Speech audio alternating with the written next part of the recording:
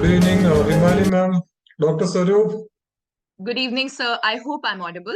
Yes, Dr. Sarup, are you there? Yeah, I'm here, sir. Good evening. Good evening. Good evening, sir. And Mr. Arun Mohan, can we go? Yes, sir, yes. Yeah, please. We'll start. Okay, good evening to all. I welcome you all to the 187th web training series of our BTAG. So now my job is to introduce our AI for inviting our moderator. So let's not wait a bit. Here we go.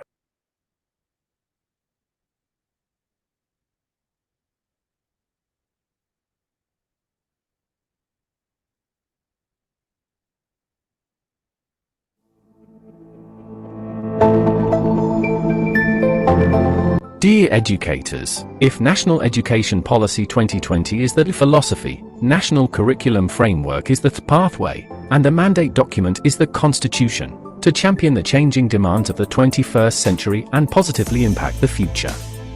Do you have many questions on NCF? The 187th session decodes the NCF to answer your questions. Now it's my time to present my new AI, Maya, to invite the moderator. Good evening. I hope you all are having another day in paradise. Welcome to all the exuberant educators to the 178th web training series of CBSE Bharat Sahodaya. Now I proudly present today's moderator, Ms. Himani Bakshi. Ms. Himani has a decade of experience as a teacher of English language and literature.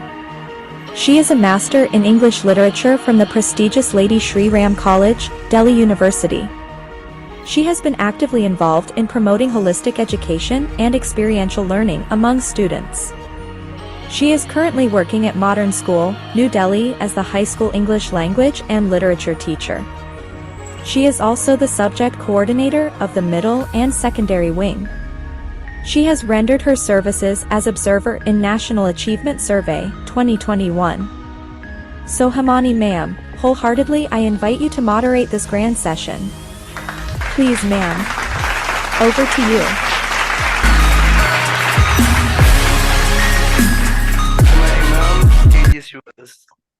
Thank you so much, Arun Mohan, sir. You sound mildly indisposed. I hope you get well soon. Yes, ma'am. Yes, I will. Salam, sir. Shall I begin? Yes, please. Yes, sir. A very good evening, everyone.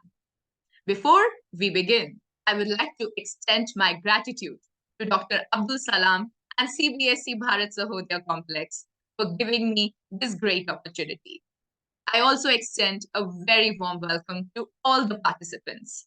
It is indeed a pleasure to have each one of you as an integral part of the webinar as we embark together on this enlightening journey of decoding National Curriculum Framework in this 187th web training series. Continuing with its plethora of endeavors, the CBSE Bharat Sahodaya community, along with today's very talented resource person, Dr. Swarup Datta, would seek to provide valuable inputs in this session. The National Curriculum Framework, NCF in short, is India's cornerstone of the nation's education system, providing the overarching vision and guidance for what and how students should learn. As one of the world's most populous and diverse countries, India's NCF plays a pivotal role in shaping the educational experiences of millions of students across the subcontinent. In today's session, we will embark on this insightful journey of decoding the National Curriculum Framework in India, seeking to unravel its core principles, objectives, and the profound impact it wields on the country's dynamic and multifaceted education landscape. By delving into the intricacies of NCF, we shall aim to shed light on its profound significance, both in terms of molding the minds of India's youth and in catalyzing societal progress. So before we begin with today's session, there are a few things I'd like to brief you about. Switching on your device camera is optional. However, any query in the middle of the session can be conveyed through the meeting chat box. In order to have an interactive experience, you may note down your queries and ask them at the end of the session. Please click the raise hand button and wait for your name to be called out for asking your query. The participants will have the opportunity to receive certificate only after filling up the certificate and feedback form. the link for which will be shared at the end of the session. Kindly stay connected till the end of the session. At this juncture, on behalf of all of us present in the webinar, I would like to thank Dr. Salam for empowering us always with such enlightening sessions. Ladies and gentlemen, let's welcome Dr. Abdul Salam, who is the distinguished CBSE resource person and master trainer. Sir is the principal of Vibgyor High, Bangalore. He's also the founder of BTAG, that is Bharat Transformers Academic Group, a consortium of educators and the teaching fraternity across the globe, connecting them together to empower the nation. Sir, it is indeed our pleasure to have your gracious presence, and I would request you to take over and deliver the welcome address. Thank you, Himani ma'am. Good evening, everybody. Good evening, Dr. Saru, and all educators, BTech team, Arun Mohan, Sarida, everybody.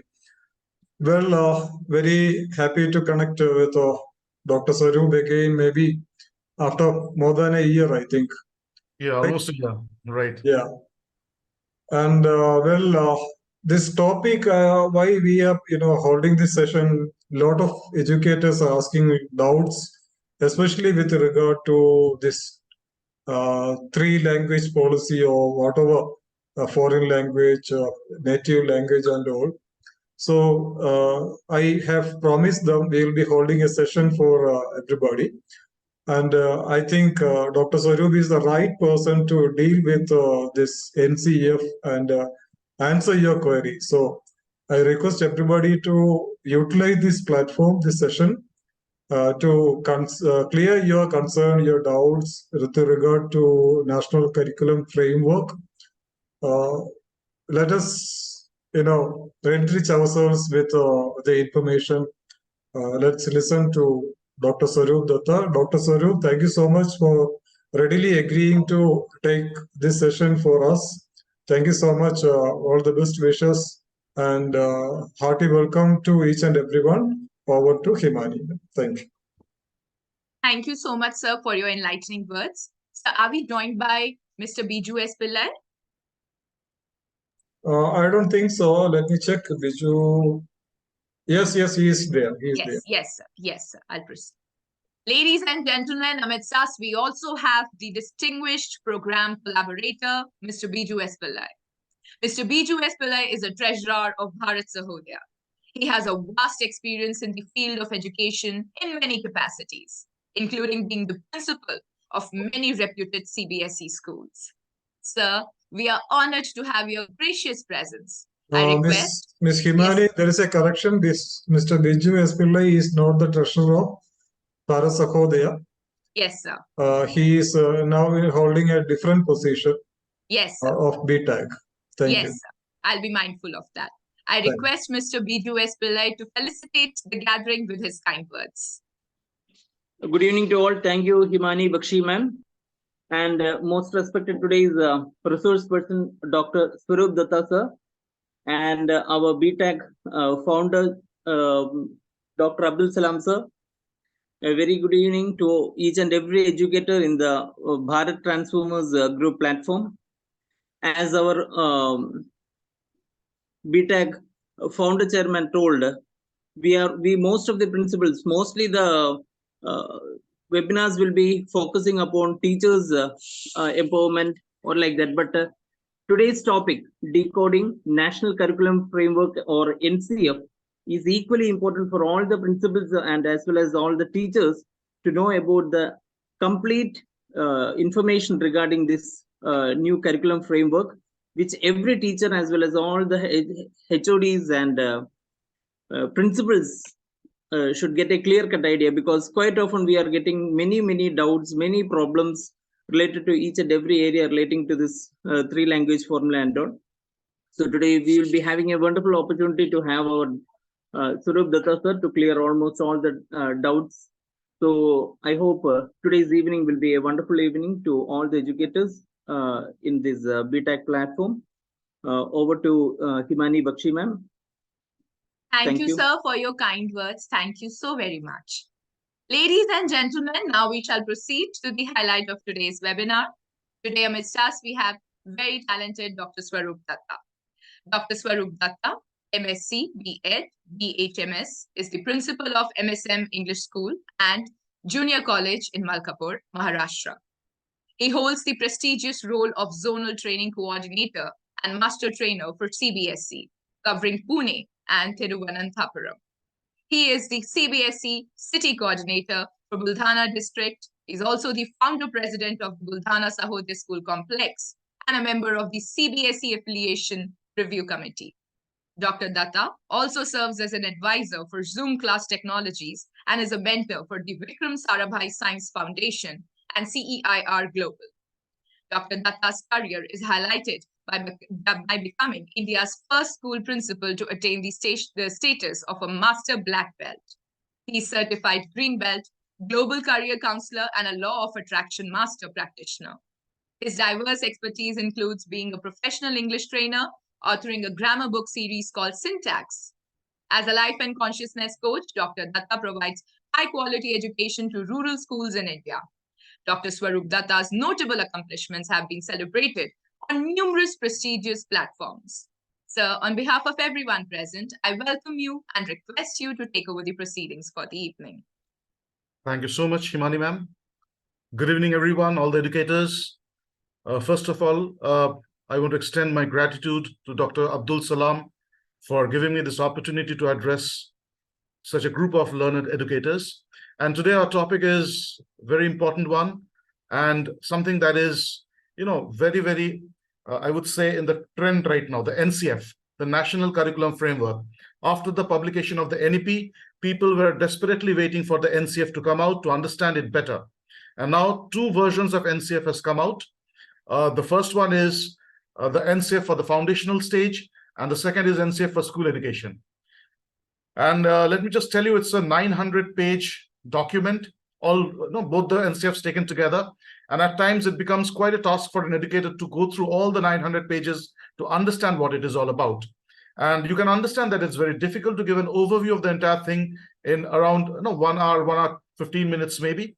But what I have done is, I have tried to make this presentation in a way that I would like to understand NCF in that way, right? So let me share my screen with you first.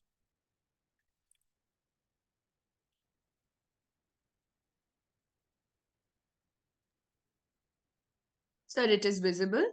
It's visible, right? Just give Yes, me one sir. moment. Yes, sir. You can click on the slideshow. Right. I hope it's now in the slideshow mode and you can see it properly, right? Yes, sir. Yes, sir. Good to go, sir. All right. So this is the NCF 2023. And as I already mentioned, there are 2 NCFs that have been published, one for the foundation stage, the other for the school education. And the school education NCF also includes the one of the foundation stage. So a lot of things that are covered in the foundation stage, you will see a repetition of pages in the NCF for school education as well.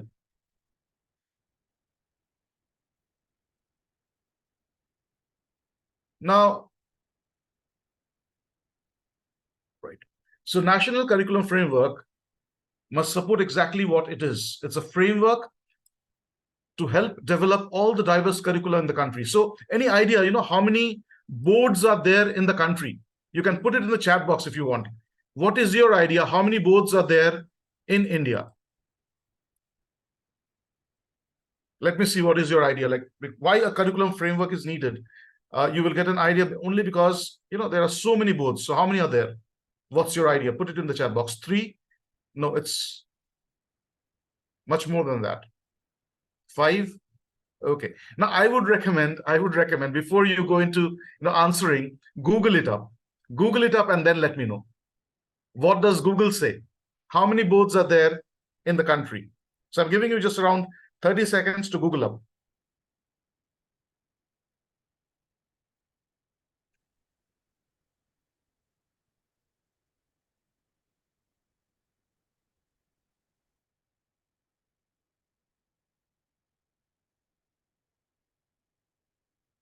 Five, 52, 3. Here I would pitch in a little bit. I'll let you know that there are almost 30 boards in India, 30, right? So anyway, so many boards, different boards are there, ICC, CBSE, and different state boards are there. Now, let me tell you that when there are so many boards, it becomes very important for a country like India to have a centralized structure, a skeleton, based on which the other boards can, develop their planning. So the NCF is exactly that, is the skeleton that is being provided, based on which other boards can develop their curriculum. And so that it is diverse in a way, at the same time, it is grounded on a central policy. So the guidelines or suggested practice to enable quality ECC for home. So it starts from the foundation stage.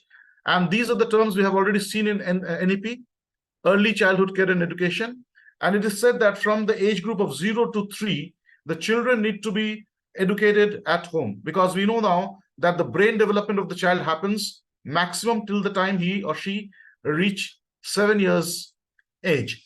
So out of the 7 years, 3 years are spent at home.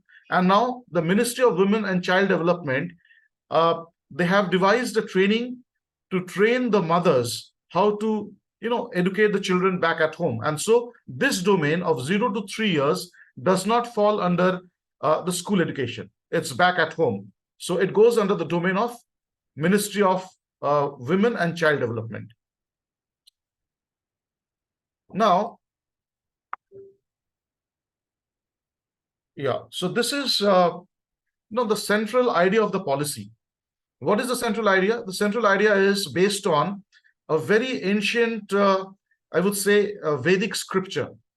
In our ancient Vedas, and it was very prominently declared in the NEP itself, that now a lot of changes that will be brought about in the Indian education system will be based on the ancient knowledge of our country.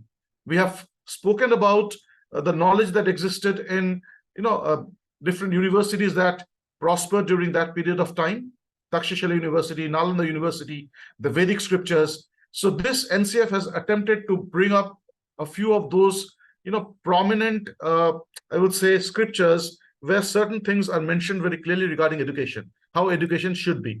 So this is the first thing that I would like to share, that is the Panchakosha. What is Panchakosha? It is believed that the entire human body is divided in 5 different koshas or shells. And these are diverse cells starting from the Annamaya Kosha. Annamaya Kosha is the physical body. So it is said that before you start developing anything else of a child, develop the physical body of the child. So unless and until the gross motor skills, the fine motor skills, the proper health of the child is in proper place, you cannot progress to the next level. Next comes the Pranamaya Kosha. The Pranamaya Kosha is a kosha which talks about all the systems of the body. The systems of the body, as in the circulatory system, the respiratory system, all the other digestive system, all these systems should be in place. So second kosha is Pranamaya Kosha.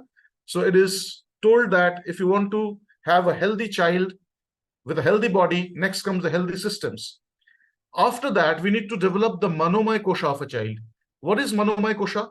Manomaya Kosha is the emotional development of a child. So emotional development is the child experiences so many emotions: anger, joy, happiness, frustration, jealousy. Lot of emotions are there. And these emotions, often the child is not taught how to handle. So it is brought about in this document that we need to teach the child how to handle different emotions. So development of the Manomaya Kosha is the third step of education of a child. The domain of socio-emotional and ethical development also is covered under Manomaya Kosha. So how the child behaves with his or her friends, neighbors, teachers, people outside the school, boundary wall. So all these things is covered under Manomaya Kosha. Now, only after the development of the Annamaya Kosha, the Pranamaya Kosha, and the Manomaya Kosha, we bring in Vijnanmaya Kosha. What is Vijnanmaya Kosha? Vijnanmaya Kosha is the development of the intellect. Now here, when we talk about the intellect, here we talk about the cognitive domain and psychomotor domain and affective domain. So when we talk about the Vijnanmaya Kosha, we talk about the subjects. So even before we approach the subjects, even before we approach the curriculum, we need to make the child physically sound, his systems should be in place, and of course, the emotions. He should be able to understand how to handle what are emotions and how to handle those. The teaching starts from here, and then we bring in the subjects. And finally, the fifth kosha is the Anandamaya kosha, which is not a separate kosha altogether. It's not a separate shell. It's actually Anandamaya kosha is the shell which is being spoken about in a way that if all the other four are functioning well, what you experience is pure bliss. So the idea of education should be to achieve pure bliss. When I have conducted the session on NEP, I already mentioned that I conducted that on behalf of CBSE and on various platforms, that what is the purpose of education? So the purpose of education in the earlier days was understanding how salvation can be achieved. Because in those days, they were confused about the idea of birth and rebirth, what happens after life after birth, life after death. So all these things they were confused about. So they were targeting to bring about an idea, what is education, how to get salvation or moksha. Now, in the similar lines, Anandamaya kosha is achieving pure bliss when all your systems, all your functions are in perfect sync. So when we talk about this, when we talk about outer to inner to outer, so outer to inner and inner to outer for all-round development that makes learning intrinsic. Now, today we are talking about the holistic 360-degree progress card. Now, when we talk about the holistic 360-degree progress card, it is difficult to understand the progress card without understanding the philosophy behind it. So this is what the philosophy is. So starting from the Sharirik Vikas, Pranik Vikas, Manasik Vikas, Bauddhik Vikas, and Chaitsik Vikas. So all these are physical development, development of life energy, that is all the systems, emotional and mental development, intellectual development, and then, of course, the spiritual development. So all these things come one by one. And when we are looking at a child, we should not be too engrossed with the fact that how much is the intellectual development of a child alone, because that is not what the child is. The child is much more to what is or her intellect is. So there are different aspects of a human existence, and intellect is only a part of it, not the entire individual. So when we talk about development, we need to talk about all these different layers of development. Now, this education policy, or I would say NCF also, is designed based on thoughts and philosophies of Western as well as Indian educators. Now, these are few educators that you see on the screen, based on whose ideas this NCF was designed. And you can see, along with Froebel, along with Rousseau, along with Howard Gardner, we have over there Tarabai Modak, Jijubai Badekar, Jiddu Krishnamurti, Sri Aurobindo, Swami Vivekananda, Rabindranath Tagore, Mahatma Gandhi, Anutai Wag. So all these people, their thoughts have been taken and combined together to bring about this NCF. So this NCF is not, governed by purely Western thoughts or Western philosophy, because we are talking about an education policy and an NCF of a country called India. And India has, if you want to separate India from rest of the world, one thing that separates India from the rest of the world is the idea of spirituality. So spirituality is not to be ignored. And, we have brought the components of spirituality in this NCF. Now, there's one more thing that we are talking about in the NCF, that is Smriti or memory. Now, after studying the Bloom's taxonomy, we very clearly infer that remembering is the lowest order of learning, right? So there are 6 levels of learning. It starts from remembering, understanding, applying, analyzing, evaluating, and finally creating. So when we go through Bloom's taxonomy, we believe that the remembering is the lowest order, but we have to understand we are living in a country where memory forms a very core of our education system. We have epics like Ramayana and Mahabharata, which has been transmitted from generation to generation only in the oral mode. So people have such huge memory, and we have a very good genetic memory, So that is the reason it is said, you can read it over here, the ancient Indian emphasis on Smriti or memory is critical to the overall development of human being. It has often been misunderstood as an emphasis only to rote learning. So Smriti is not rote learning. Current cognitive science research indicates that Smriti, both working memory and long-term memory, plays an important role in cognition as well as comprehension. Insufficient emphasis on memory often results in inadequate outcome in the classroom. So we cannot just tell, do away with rote learning, don't memorize, because without a memory, without a working memory, you cannot build up the next levels of understanding, of application. So this is very simple and important to understand. Now here, learning outcome enable teachers to plan their content, pedagogy, and assessment towards achieving specific competencies. We'll talk about the competencies a bit later on, but here I would say the NCF talks about a very important herb. This herb is called vacha. If you go through the pages of NCF, you will see, earlier NCFs I've never seen, reference to an Indian herb, but this time I can find that. So vacha is Acorus calamus lin. It's a herb which looks like this. And if you Google up in your free time, what are the advantages of vacha, you will see it has got, tremendous benefit. And one of the benefit is it helps to build memory. It helps to sharpen the memory of a child. So if you start giving vacha powder to your child, the memory of the child will be, increased. And this is in lines of another Ayurvedic herb. And I believe Kerala is the hub of Ayurveda. So you're pretty, aware of all these herbs. So Brahmi is one of the herbs. But here, apart from Brahmi, vacha is mentioned. And second thing is, vacha is also a herb that sounds like vachan. And vachan stands for speech. So if you give vacha to the child, the speech of the child becomes clear. So speech of the child becomes clear. He learns to speak faster. His memory becomes clear. And then he has his immunity, all the other functions. You can see numerous benefits of vacha, which has also been mentioned in this national curriculum framework. Now, this is something that I love about NCF. It talks about dharma, artha, kama, moksha. What is that?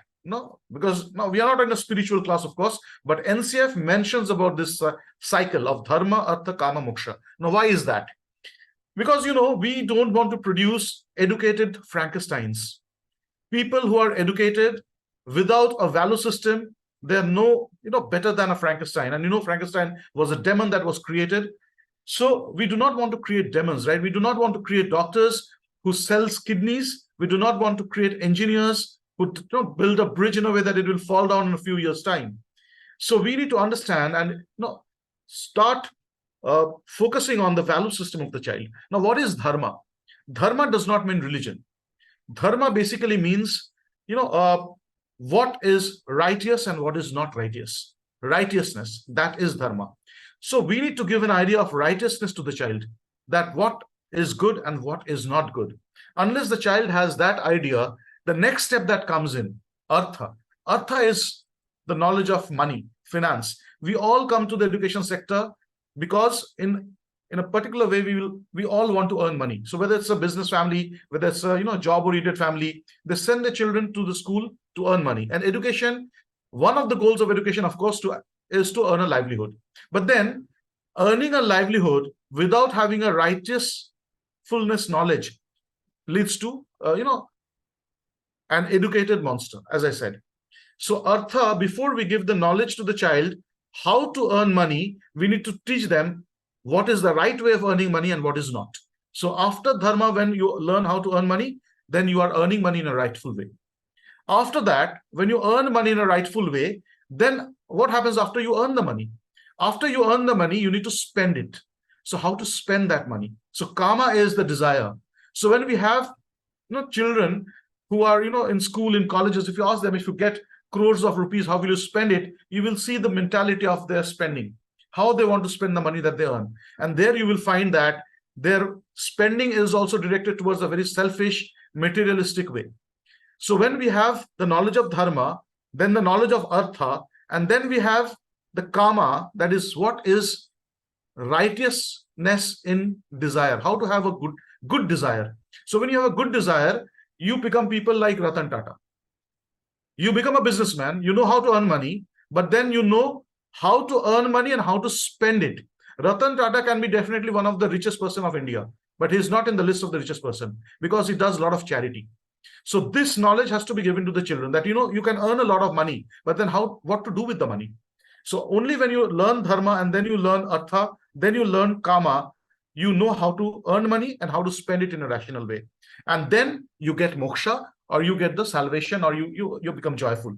So today we have got so many children. I'm pretty sure you're aware of this, and you face it every day.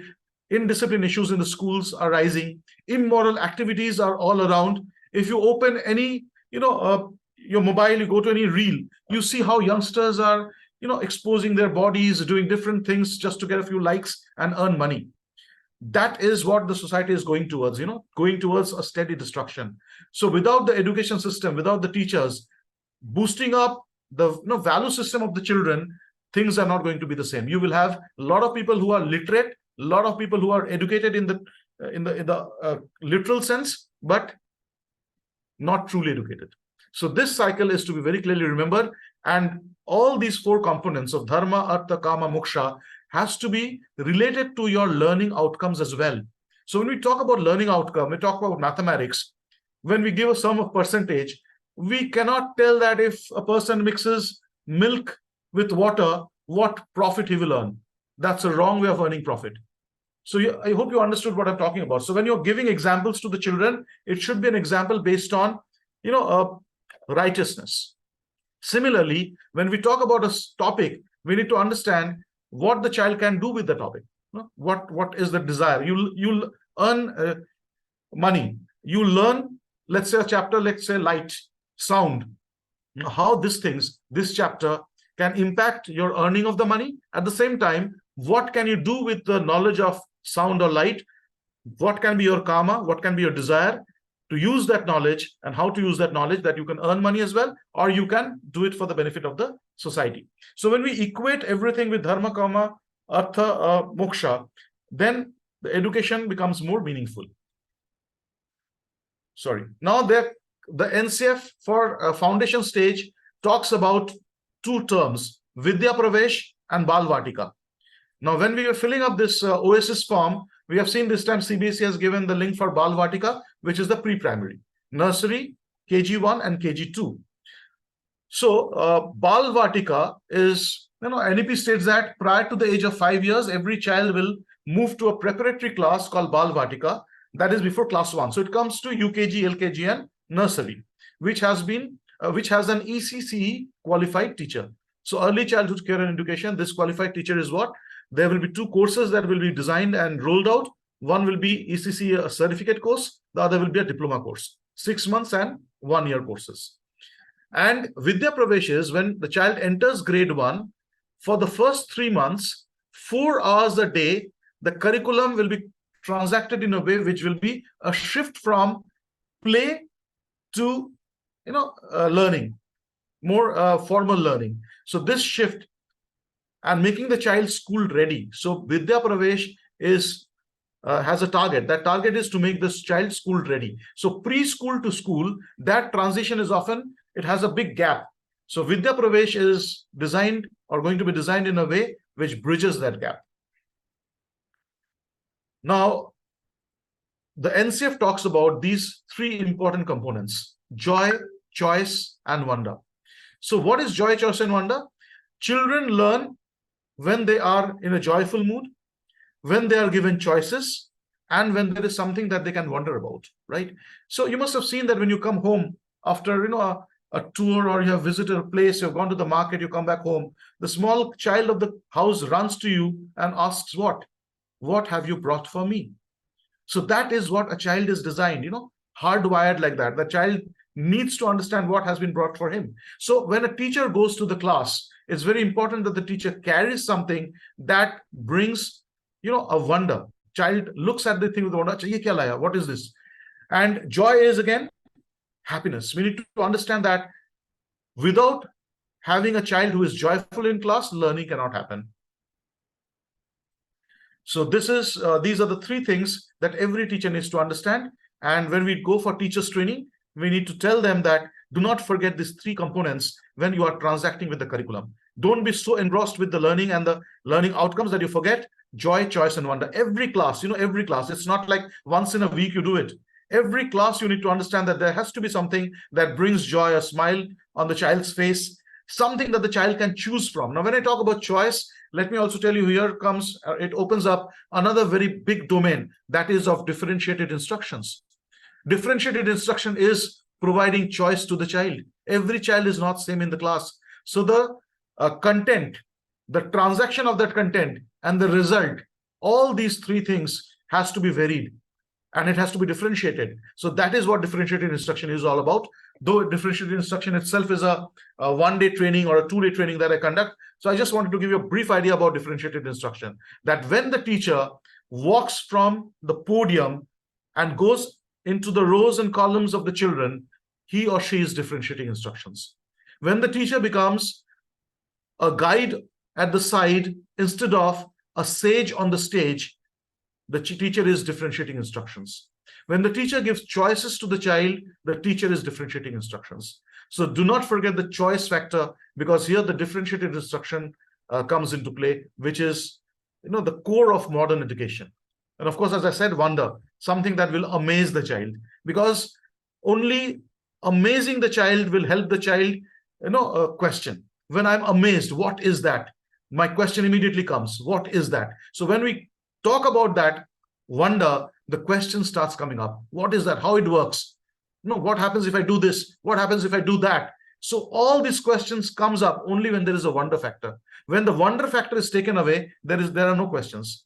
There is no desire to learn. So joy, choice, and wonder is very, very important. Next, while playing, there are these few things that we need to keep in our minds. So what are these things? Make a plan and follow through. So we are talking about play-based education, experiential learning, hands-on learning. So in this, play becomes a very important factor because children love to play. When we talk about homework, new term that has been coined for homework is home play. So people are now talking about not telling it homework, because work gives an idea that I have to do something which people don't want to do, children don't love doing. So work and hard work, all these terms are to be disposed of, because the moment we say hard work, the thing becomes hard, and the moment we have in our subconscious mind it is hard, we don't want to do it. So it should be like a play. So every education activity should be like a play. So home play.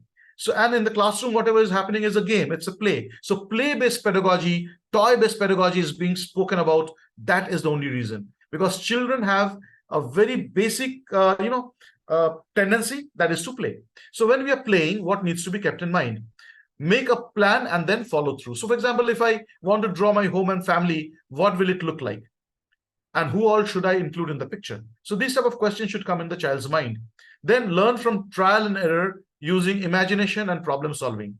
For example, the child is building a tower and with plastic blocks. So now he thinks that maybe I need to put a few more blocks at the base so that my tower doesn't fall. So how this learning happens? This learning happens because of trial and error. Then apply concepts of quantity, science, and movement to real life. I want to dig a tunnel in the sandpit. Maybe I need to wet the sand. So these are the learning that children get when they are digging a tunnel in the sandpit, that the sandpit is not working. The sand you are digging, it's not forming a particular shape. So only when the sand is being wet, that time the shape can be formed. So apply the concepts like this. Reason in a logical and analytical manner. So solving picture puzzles is one of the example, putting the blocks and pieces together. So this is how the logical thinking works. After that, communicate with friends, interact with them, negotiate differences in points of view. Now here, communication is one of the 21st century skills. So when we talk about communication as a 21st century skill, the child needs to understand how to communicate with people around him or her. And they have to negotiate at times. This time I want to play the doctor. Maybe next time you could play this role. So right now I want to play, next time I'll give you the chance. So that is negotiation. That is how we learn how to frame win-win situations. And in the days to come, when the child will become a professional, he or she has to work out or work around a lot of solutions that are going to be win-win. It cannot happen all of a sudden after passing out in the school. So that is the reason why we say India produces a lot of educated children, but not job-ready children. So these job-ready, 21st century skills need to be given in the school itself. Next is derive satisfaction from work or accomplishment. I completed this sand castle together with my friend. So that sense of accomplishment will help the child move forward. So you need to have boards in the classroom, appreciation trees in the classroom that will make the child visibly find out how he or she is being appreciated, because appreciation can really move mountains. And then be creative. When I mix red and blue paint, it becomes purple. What will happen if I mix green and blue paint? So let them experiment. This is the next way, how to gain knowledge in a playway method. So this is learning by playing and how to play. Now, there are 3 stages of play that has been mentioned in the NCF. The first is called free play. The second is called guided play. The third is called structured play. So what is free play? Free play is child-led and child-directed. Everything the child is doing. Now, I'm not going deep into each of these points to save some time, but I hope you understand it. And if in case you do not understand, we can clear the doubts in the question answer session. So child-led and child-directed is free play. Child-led and teacher-supported is guided play. And structured play is teacher-led and children actively participate. So we need to focus and make the transition from teacher-led play to child-led play. That is how we are supposed to go. And you must have seen that when you go out after school hours and you used to play in your school days, you love to play at your home. Why? Because that was a free play, unguided play. No one was there to tell you something. So that free play has a lot of impact. And in those sessions of free play, the child gets the qualities of leadership, negotiation, team spirit. All these things come up in the free play sessions. But there are certain things that need to be started with teacher-led activities and then slowly guided and then free play. Now, what type of plays are being mentioned in the NCF? There are around 5 types of games that are being spoken about, and these are to be included in the classrooms. One is dramatic play or fantasy play, like use a small stick for a horse to dramatize a story. Acting like family members, teachers, doctors. So this is dramatization. Next is exploratory play. Jodo, todo, fir jodo. So that is build it up, break it, again build it up. So dismantling and assembling objects like clocks, toilet flush, tricycles, everything, Experiments with instruments like magnets, prisms, magnifying glasses, mixing dals or pulses and sorting it out. Sand play, water play. This comes in exploratory play. Number 3 is environmental or small world play. Small world play is miniature, miniature kitchen set, miniature doctor set, miniature animal set. So that gives a different dimension of a game, and that is miniature world play. Physical play, exploring body through music, movement, dramatization, outdoor play, balancing games, and etc. So being aware of the body through different games, right?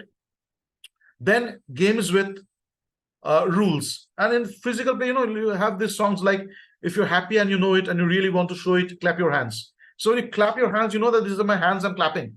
And this is called a clap. So that is a physical play.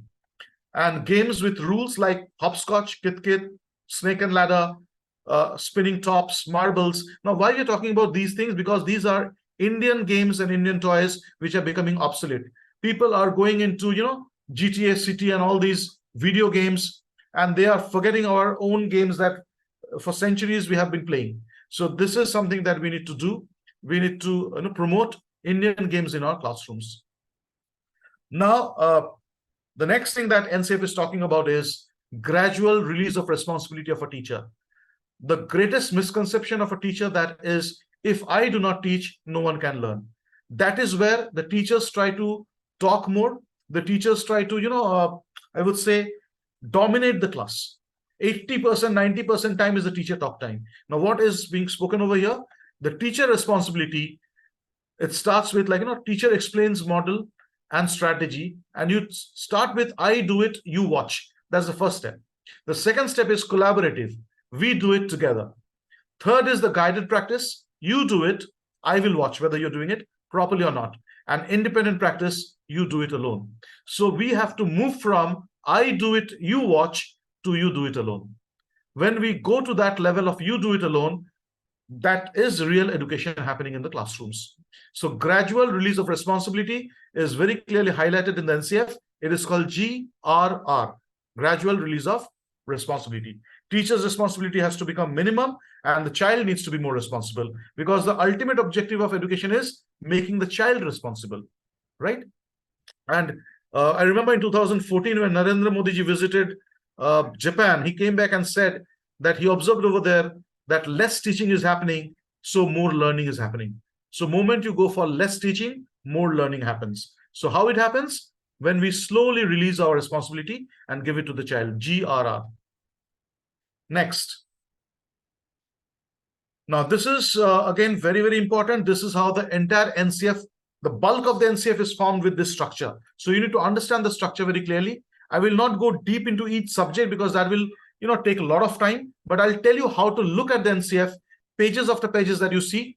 You will instantly now understand what the NCF is all about once you understand this structure. So the first structure is NCF talks about aims of education. So when we talk about aims of education, it's a very broad aim that we are talking about. Now, moment we talk about aim of education, it is boiled down to curricular goals. When we're talking about national curriculum framework, the curricular goals need to be there. Now, curricular goals are also very, very abstract, not defined well. So we need to understand the curricular goals better when we, bring it down from curricular goals to competencies. Competencies are skills that children are expected to learn in the class, in the school. So competencies is something we have heard about competency-based education. In fact, in the CBSE academic website, CBE is one of the, or competency-based education is one of the prominent tabs. A lot of content is being poured in over there on a daily basis. So competencies are skills that the child imbibes from a particular lesson. And then competencies, again, to get a skill, it does not happen in a day. So skills will be developed over a period of time. So to develop the skill, you need to take one step at a time, and this one step at a time is the learning outcome. So for each class, you will have a learning outcome because you want to get a competency, and that competency you're trying to achieve because you have a curricular goal, and that curricular goal is there because you have a greater goal of education. So this is how the entire NCF has been brought down from the aims of the education to the learning outcomes. Now I'll show you a few things that you can see on the screen. Here you see over here domains.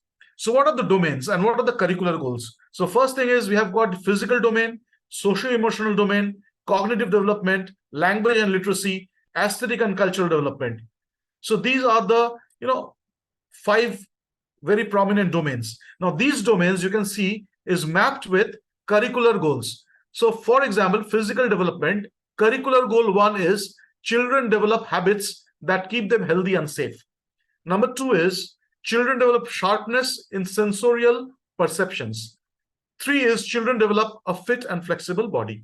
So these 3 are curricular goals aligned to the physical development. Now what we do with the curricular goals? As I mentioned earlier, curricular goals now have to be boiled down to competencies. So let's go to the next page. Curricular goals to competencies.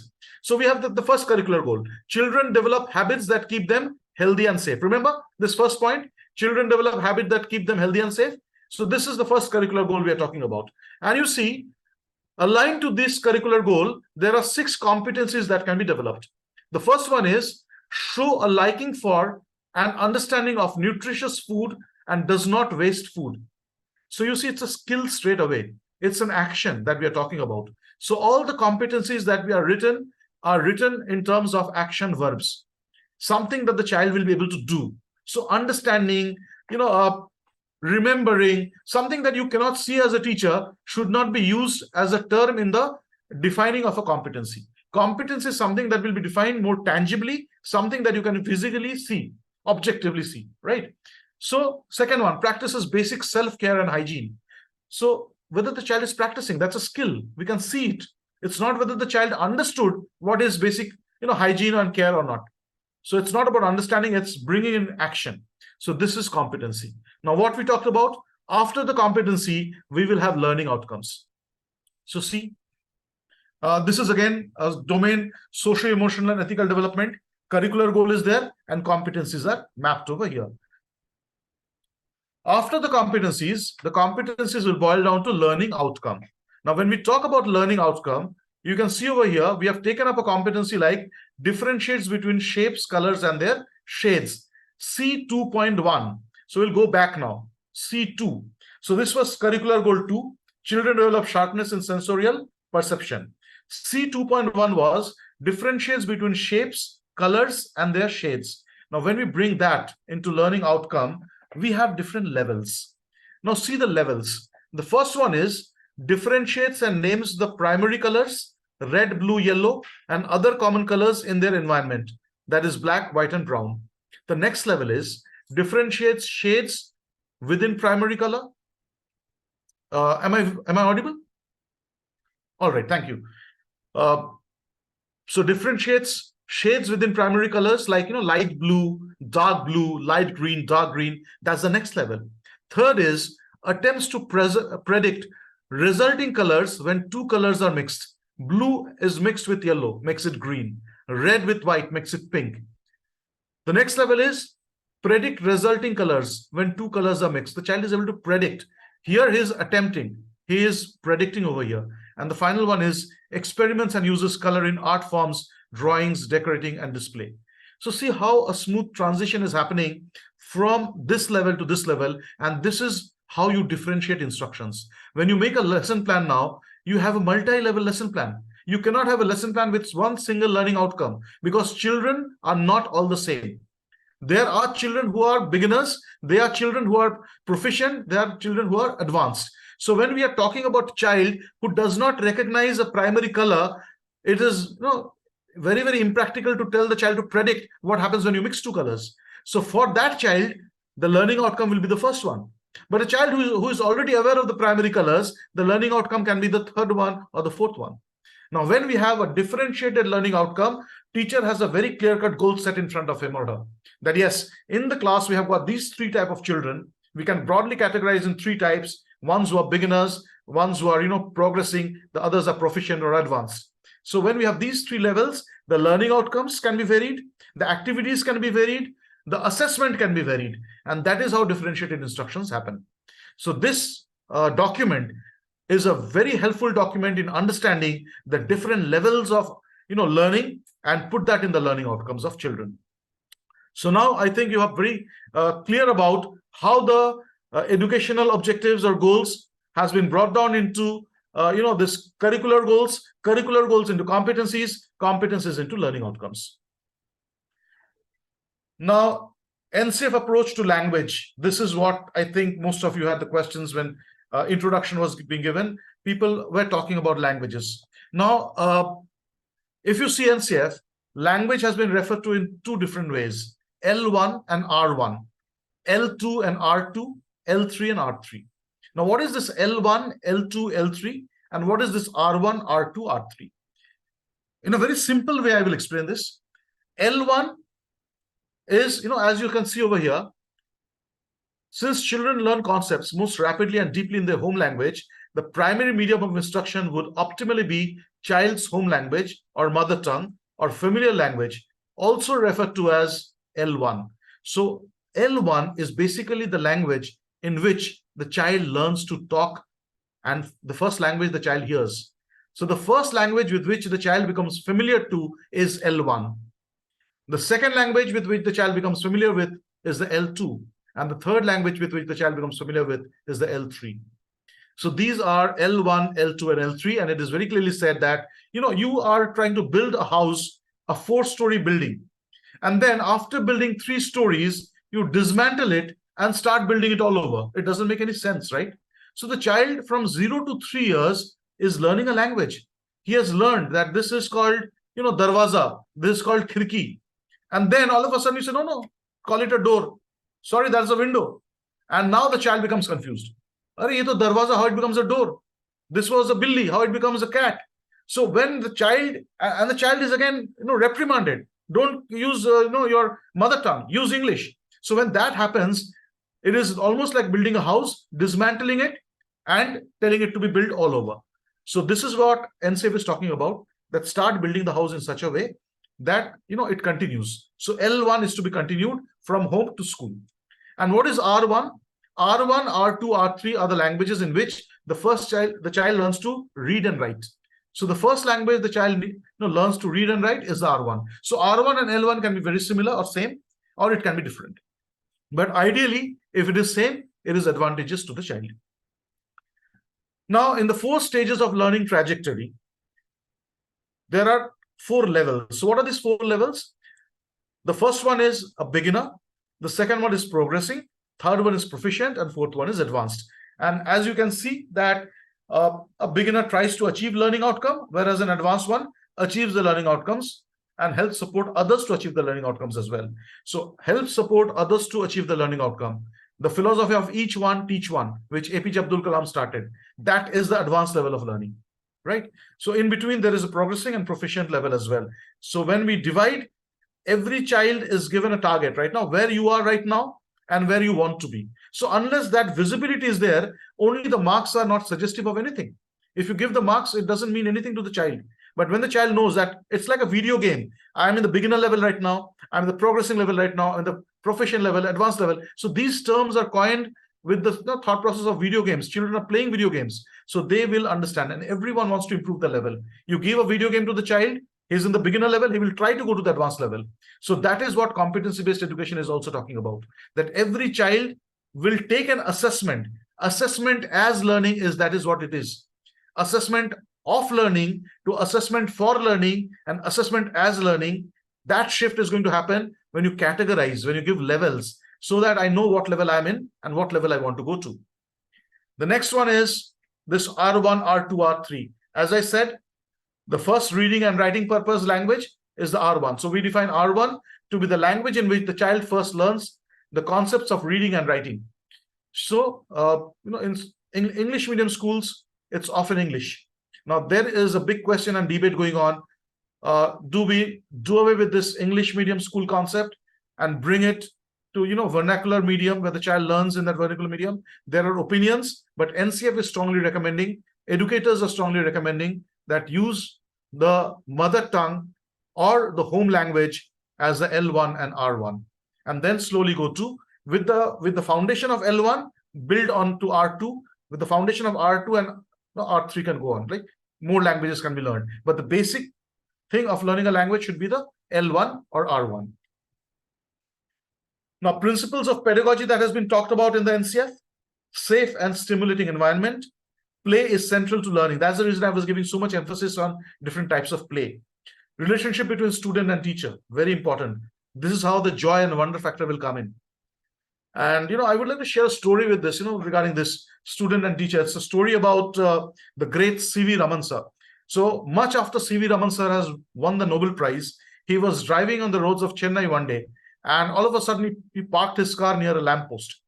He got down from his car and started picking up something from the floor. Now, one of his students, who was a student earlier, now that student has also become a professor, he was also passing through the same way and found C.V. Raman picking up something from the ground. Now, when he saw that, he immediately thought that probably the old man has dropped his wallet or something. He came down from his car and tried to rush towards his professor. And C.V. Raman stopped him. Don't come this way. No, sir, I just want to help you. No, if you want to help me, come the other way. He showed and pointed out toward the roundabout way of the lamppost. So when he came, he saw that C.V. Raman was picking up small wings of fireflies that come towards the evening and, flock the lamppost. So he said, sir, what are you doing? Why are you picking up those wings? He said, don't talk. If you want to help, pick it up. So the student saw that, Nobel Prize is one thing, but after 60 people lose it anyway. So probably the old man has stepped into that 60 domain.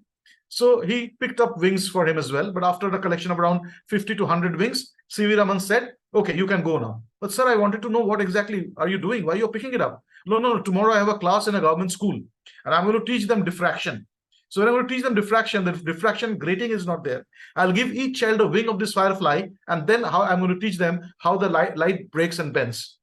Now think about this. A person like C.V. Raman, much after winning the Nobel Prize, after achieving everything in his life, going to an off class, which is not even a regular class for him, invited lecture, if he takes so much preparation for that class to make the children amazed and that joy, choice, and wonder, don't you think you and me, who are professional educators, teachers, we need to prepare ourselves better? So this is, again, relationship between teacher and student will only improve not only by mere talking, but when you think about the children in this way.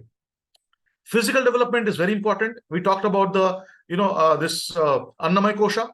Every child learns at their own pace. This is something that we need to understand. So that is the reason these 4 grades have been put, the beginner, the progressing, the proficient, and the advanced. So when we understand, we know that it's okay. When we have our children, we know that every child, the teething will not happen in that month. For some, it will be early. For some, it will be a little late. And we are okay with that. So why we are not okay with the same thing happening in school? That the child is definitely going to learn. Maybe the pace is a little different.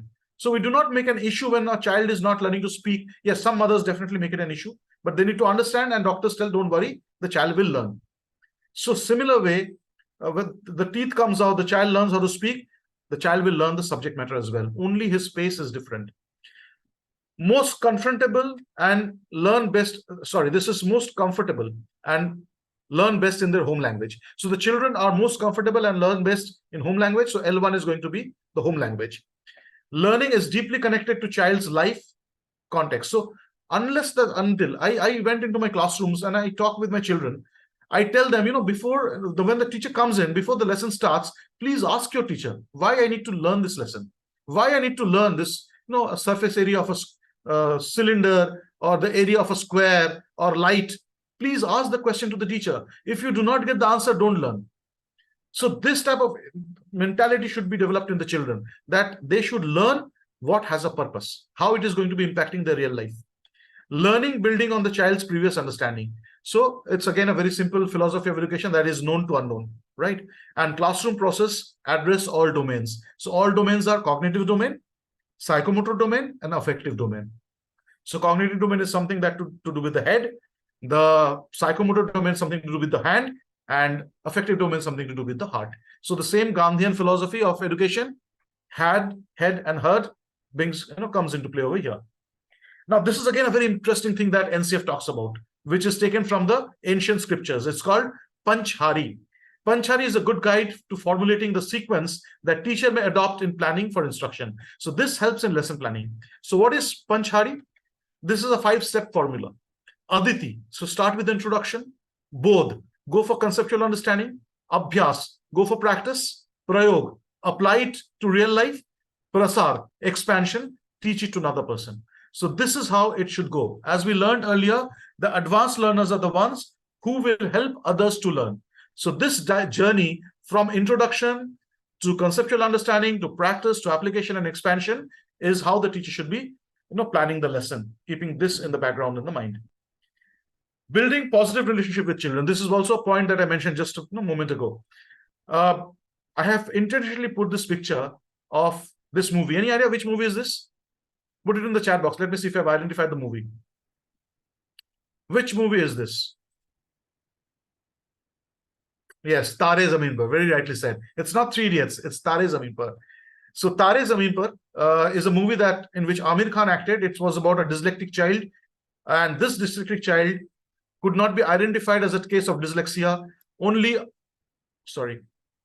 Amir Khan, by building relationship with the family, by building relationship with the child, identified, took the child in confidence, and a transformation happened to that child. From an absolute backbencher to not learning anything, not able to read and write, the child becomes the face of the school diary. So what you need to do this, you need to know every child individually, listen to the children, observe children, encourage children, intuitional responses. So how the child intuitionally respond, you have to understand that. Recognize and respond to emotions and moods of children, visiting their homes regularly. This is not happening. Visiting to the homes used to happen earlier. Now, when that used to happen, the relationship between a teacher and a student was entirely different. And right now you have teachers who are scared of parents. Teachers who are afraid saving their own, self. Khud bach jao baba, parents aake jhagda na kare, parent kuch blame na kare. So now the teachers' focus is not in teaching, but in safeguarding oneself. And real education cannot happen in that environment. Of course, the politicians have played a very crucial role to make this relationship sour, I would say, by provocating the parents and instigating them to come to the schools and demonstrate. But this has to stop, and it will only stop when you have a direct relationship with the family. If the relationship between you and the parent is through a media and a third person, it will never work. Strategies of teaching is again listening, modeling, solving problems, questioning, provoking, researching, making children independent, GRR. So all these things that we have learned, micro teaching in B.Ed, that has to be used. Probing questions, explaining, demonstrating, illustrations, listening, modeling. So all these things are different steps that we need to use. Learning through conversations, stories, toys, music, art, and craft. So sport-based pedagogy, toy integrated pedagogy, dramatics integrated pedagogy, all these things have to be, teachers have to be trained on that, and this has to be practiced in the class. Now, sometimes the teacher says, where is the time? We do not have the time to do all these things because the syllabus is so huge. Now, let me tell you here that syllabus is being reduced right now because NCERT already is reducing 30% of the syllabus. You are well aware of it.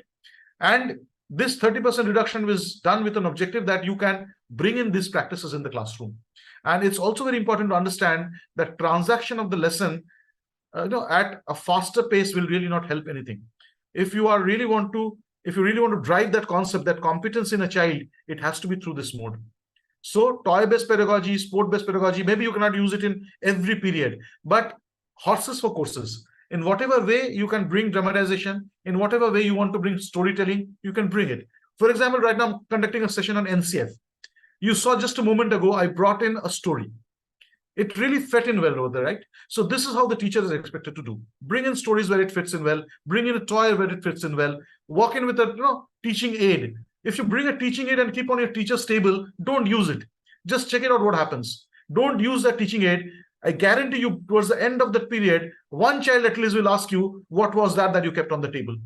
So think about it, that if a teacher is bringing a teaching aid, not using it, can bring so much curiosity in the child, what will happen if you use it?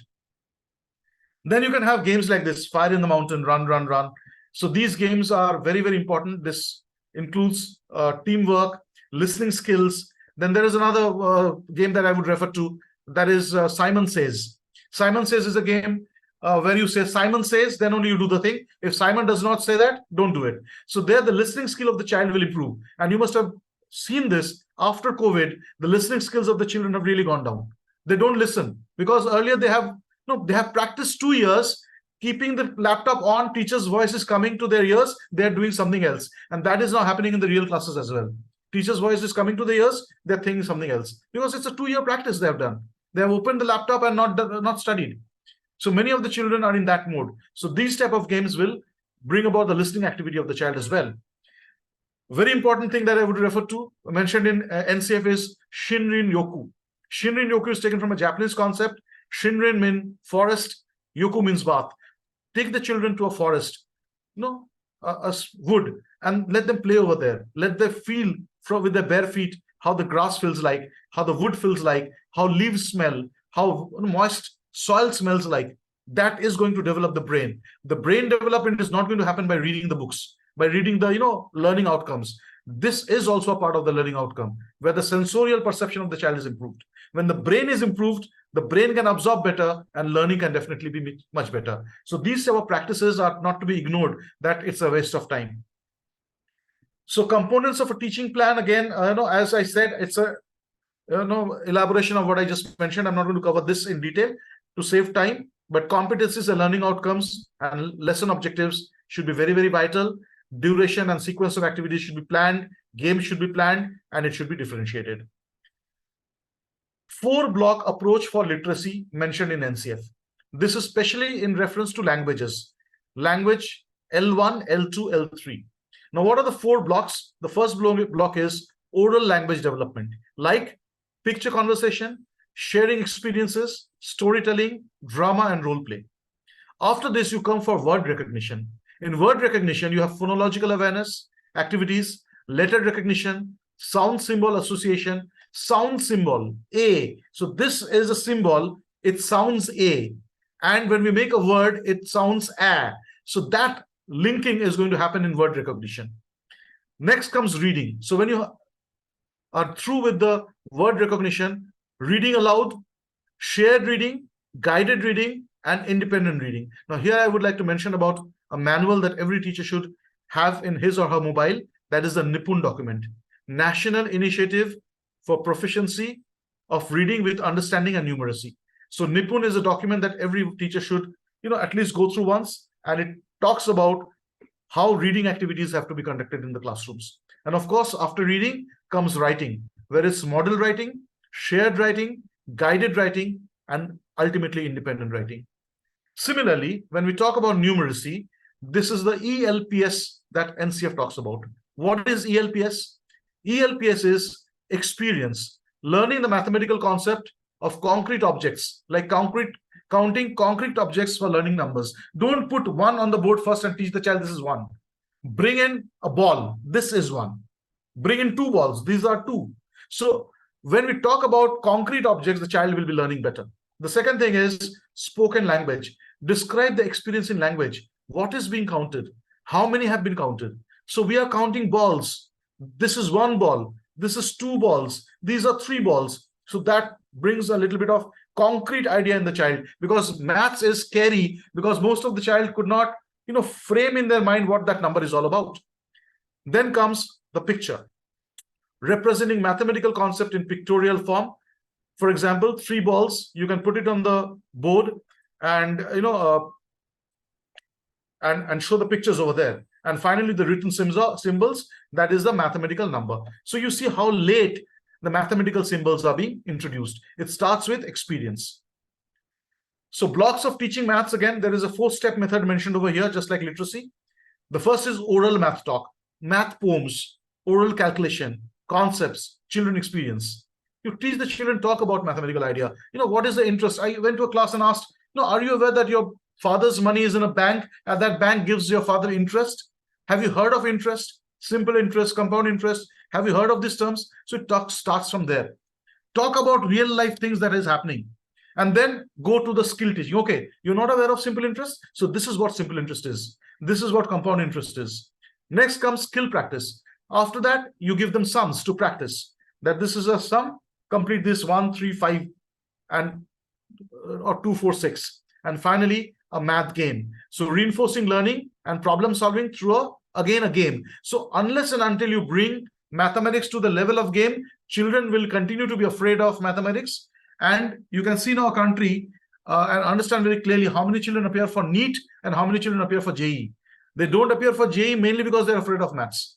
So most of the children prefer to choose the line, because I don't know maths, I must become a doctor. Because medical and engineering are only the Karan Arjun of Indian cinema, Indian education system. So math game, here I have a suggestion also for the schools. I have seen some very good demonstration of math games where maths Vatika or Ganit Vatika or Ganit Udyan has been built by schools, where they have demarcated a small area where they have put hands-on maths games which the children can do and learn concepts. You can Google it up and see Ganit Udyan. One is in Chandigarh, and you can see how they have built it. So, you will love and probably do it in your school as well. Now comes behavior management of the child, which NCF also talks about. Now, there are 4 different types of behavior which has been segregated. Aggressive behavior, which is hurting others, hitting, biting, pinching, throwing objects. Antisocial behavior, using inappropriate language, name calling, refusing to share. Third, disruptive behavior, like disrupting the circle time, running around in the classroom, shouting in the classroom, dropping objects, things like that, which disrupts the class. And inappropriate expressions like excessive crying, pouting, whining in the classroom. So these are the things which the teachers need to be trained to, how to handle these children. Me and Dr. Salam both attended a program of NCRT. That is where we met for the last time, where we were, adolescent behavior, we were trained on that for around 4 days. And in that, we were given a lot of, knowledge about how to stop bullying in the school.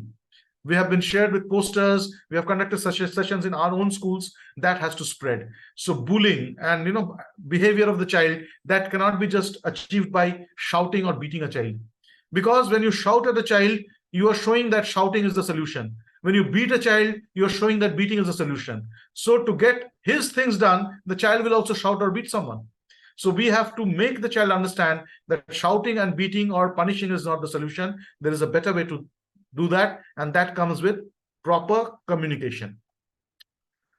Now, teacher has to focus on voice, words, body language, and attitude. So unless these 4 things the teacher practices, the classroom will not be managed well. So what is the voice level of the teacher? Is the teacher shouting too high or too low? What are the words the teacher is using? Is he naming a child, calling him names, or he is not, doing something like that? Body language of the teacher, attitude of the teacher, this will decide the overall, behavior of the children as well. In the classroom, creating a vibrant learning corners in the classroom. So there should be vibrant learning corner. You can see the teacher is here, but there are some children doing something in the corner. So these type of dynamic corners are being suggested in the NCF.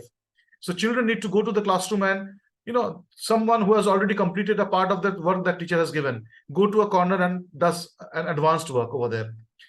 And this is the 4 ways of organizing the content: project-based approach, story-based approach, theme-based approach, and eclectic approach. So all these 4 type of approaches can be taken by the teacher to manage the class well.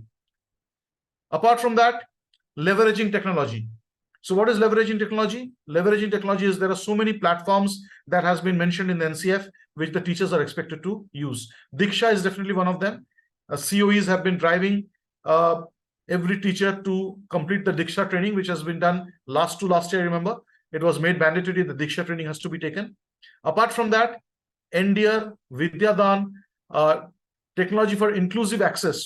So this is talking about inclusive education, Divyang, and technology for parental engagement. So all these things are there. Now see how classroom should look like. This is again, I would say at a foundation level or a preparatory level, but it can be also in the secondary level in the same way. So see, A is running blackboard. So what is A? So this is a running blackboard. See the level of the running blackboard. It is at the level of the child. So the child can scribble something. You must have seen that the children love scribbling on the walls of their houses or homes. So here, if you say that one board will be there for the teacher, children cannot scribble. You are telling the child, don't write. So when you're telling the child, don't scribble, don't spoil the board, don't spoil the notebook, don't spoil the floor, you are telling the child, don't scribble and don't write. So you're feeding in the subconscious mind of the child, you are not supposed to write. And then all of a sudden, you say you are expected to write better. Your handwriting should be good. How it is going to happen? If we have promoted them, we have fed in their mind, don't write, don't scribble, then we cannot all of a sudden expect them to write better. Then B is a circle. So circle times can happen like this. C is a corner setup. Now in corner setup, there can be games, there can be puzzles, there can be books, there can be activities. D is classroom display. So this is a classroom display, which can be the learning wall. It can be, digital boards, it can be whiteboards, it can be posters. And then of course, E is portfolio bags. You see over here, a small cabinet is kept over here. And this is where the portfolio bags can be kept. And portfolios are one of the way of assessment as learning.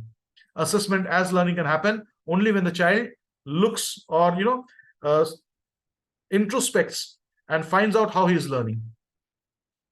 Outdoor equipment material, highly recommended to have sandpit, clay boxes, kitchen garden, outdoor play equipment. So this will help the child to, tangibly develop their senses. Next is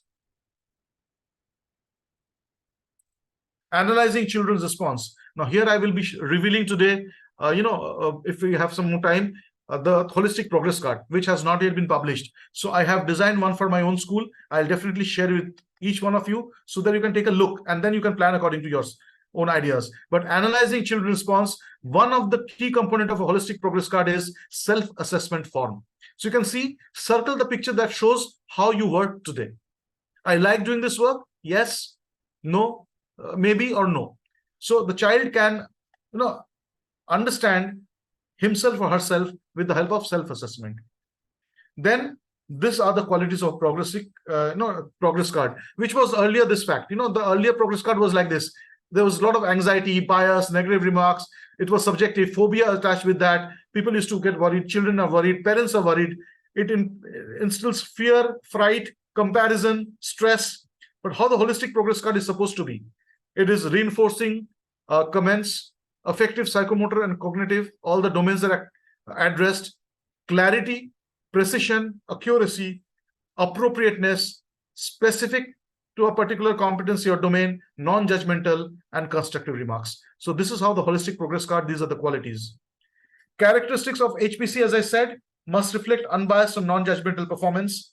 It could be in form of a grade, marks, or credits. So all these things are, you can take a look very quickly that what it is talking about. I'll not like to read it out because all of you can read it on the screen itself.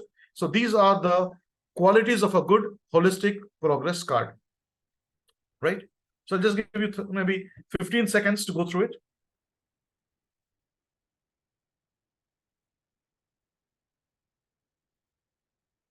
Right? You can take a screenshot and have a look at this later on as well. And then we are talking about certain tools that are to be used, like anecdotal records, checklist, event sampling. Now, how does an anecdotal record differ from an event sampling? Anecdotal report is when you observe a child in different locations, how the child is in library, how the child is in the classroom, how the child is in playfield. That is anecdotal record. But what is event sampling? You take an event. 4 children are playing and something is happening over there, and how you observe all the 4 children, how they are behaving, how they are participating in the activity, and come to conclusions. For you can see over here, this column that I'm pointing at right now, I had given them a task to work in small groups of 3 or 4 and create a picture using twigs and leaves. They had to collect this from outside and then come in and finish the task. Now see the observation of the teacher in event sampling. Muthu, Chandri, Suryam, and Karthik were in one group. Karthik touched the twigs and leaves, but did not contribute towards completing the task. He ran around, disrupting other children. Chandri and Muthu cooperated with each other and created a tree model from the twigs and leaves they collected. Suryan seemed to enjoy the process, but didn't contribute much. Now, what is the interpretation? So Muthu, Chandri, the interpretation for here, the interpretation is on the right-hand side. Karthik exhibits disruptive behavior, is not able to focus on the task, will need to work with him on this.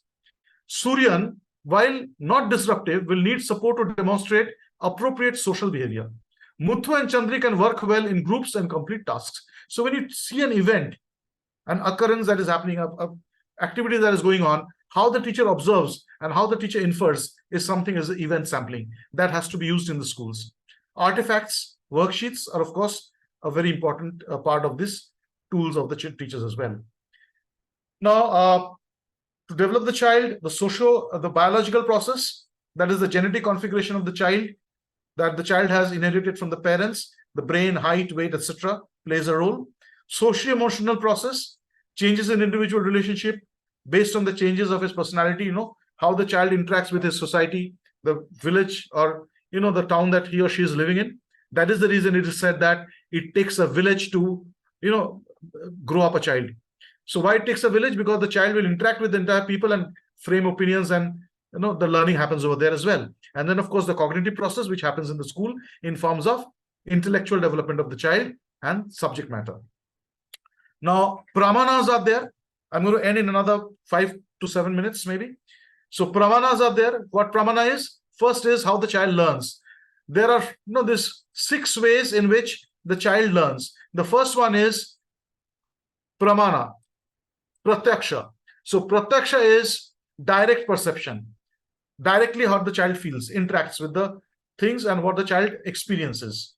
Anumana, anumana, you can understand inference, observe something and come to an inference. Upamana, upamana is what? Upamana is comparison. You compare and learn. Then arthapatti. Arthapatti is postulation. So what is postulation? Knowing through circumstantial implication is arthapatti. And anupalabdhi. Anupalabdhi is perception of non-existence. So like, for example, the dogs did not bark in the night. So that means something. So that is arthapatti. And of course, sabda. The sabda is, as you can see over here, verbal testimonial. In some systems of knowledge, the testimony of an expert is admissible. So when an expert gives an opinion, that is sabda. Now you see, expert opinion, if we talk about, you as a teacher can be an expert. So when we're talking about you as an expert, the child is learning through sabda is only a part of the learning. What about the other parts? What about the pratyaksha? What about the anumana? What about the upamana? How about the arthapatti? How about the anupalabdhi? So you as a teacher need to be a facilitator. Shabda is when you talk, but without you talking, these are 5 other ways in which the child will learn. And the teacher becomes a facilitator in these 5 ways, right? So, preparatory stage, what are the subject combination that is recommended? Preparatory stage, languages, mathematics, art, physical education, and world around us. These are the subjects. Middle stage, science, maths, social, arts, and humanities.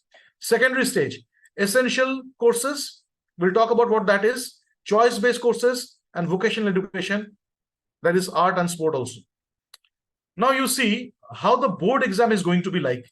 Now, many of us already know that NCF, few people started predicting there will be no board exam, which is wrong. Board exam will be there. Now we have heard, and CBSE is already published, there will be 2 board exams. So when we talk about 2 board exams, what are these 2 board exams? The first one is, ma'am, how much time do I have? So that we do not fall short of time, because I just need to cover a few more slides. How much time do we have now? Salam, sir, would you like to answer?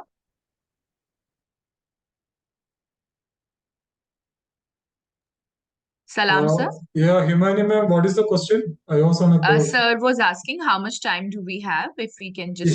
Sir, you can go ahead. No problem. Okay, right, fine. Thank you so much. So this is regarding the board exam. So I just wanted to elaborate on that. So what is board exam, how it is going to be like? Right now, they have said that 2 board exams will be there. So whether it starts this year or not, we have to see that. So the emphasis on 1 board exam will be diluted. But then what NCF is talking about, how it is going to be like in future, it is said that in secondary stage will be divided into 2 phases, broad curricular areas and disciplines. So secondary stage is 9th and 10th and 11th and 12th. Do not forget that. Whatever we used to call higher secondary or senior secondary is a part of secondary right now.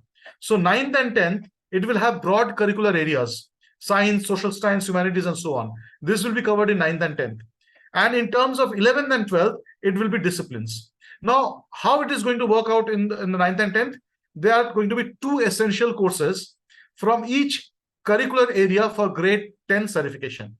So for grade 10 certification, you can see there are these 8 domains: humanities, maths, computing, vocational education, physical education, arts education, social science, science, and interdisciplinary areas.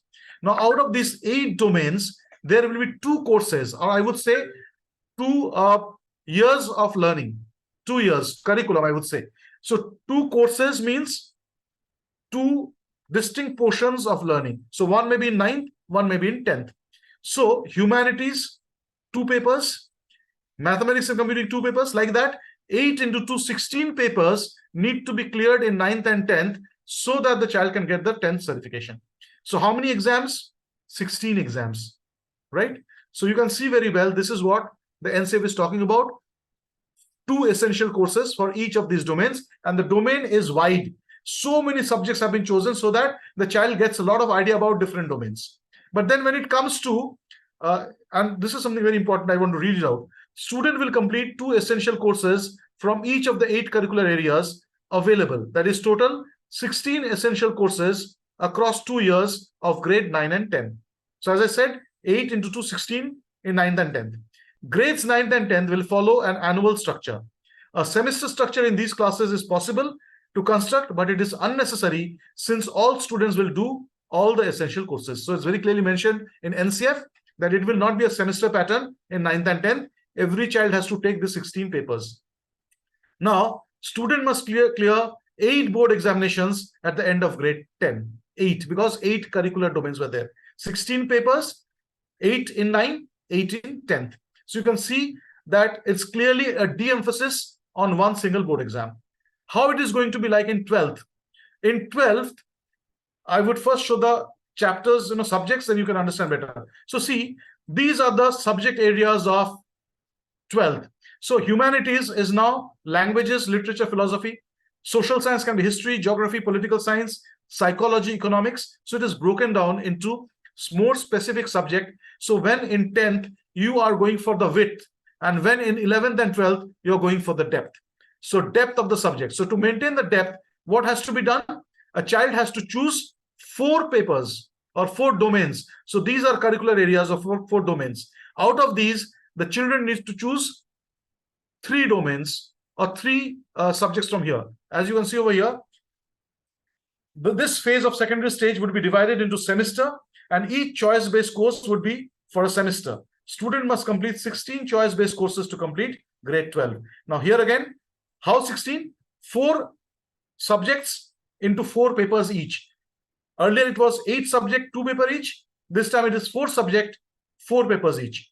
So to ensure depth, when they choose a discipline, they have to complete 4 choice-based courses in that discipline. In case of vocational areas, these 4 courses should equip the student to enter the world of work in that particular vocation. So if it's a ICT or computer science or hospital management or retail, after completing the courses, the child should be ready to enter that world of job. It is about talking about making the child job ready.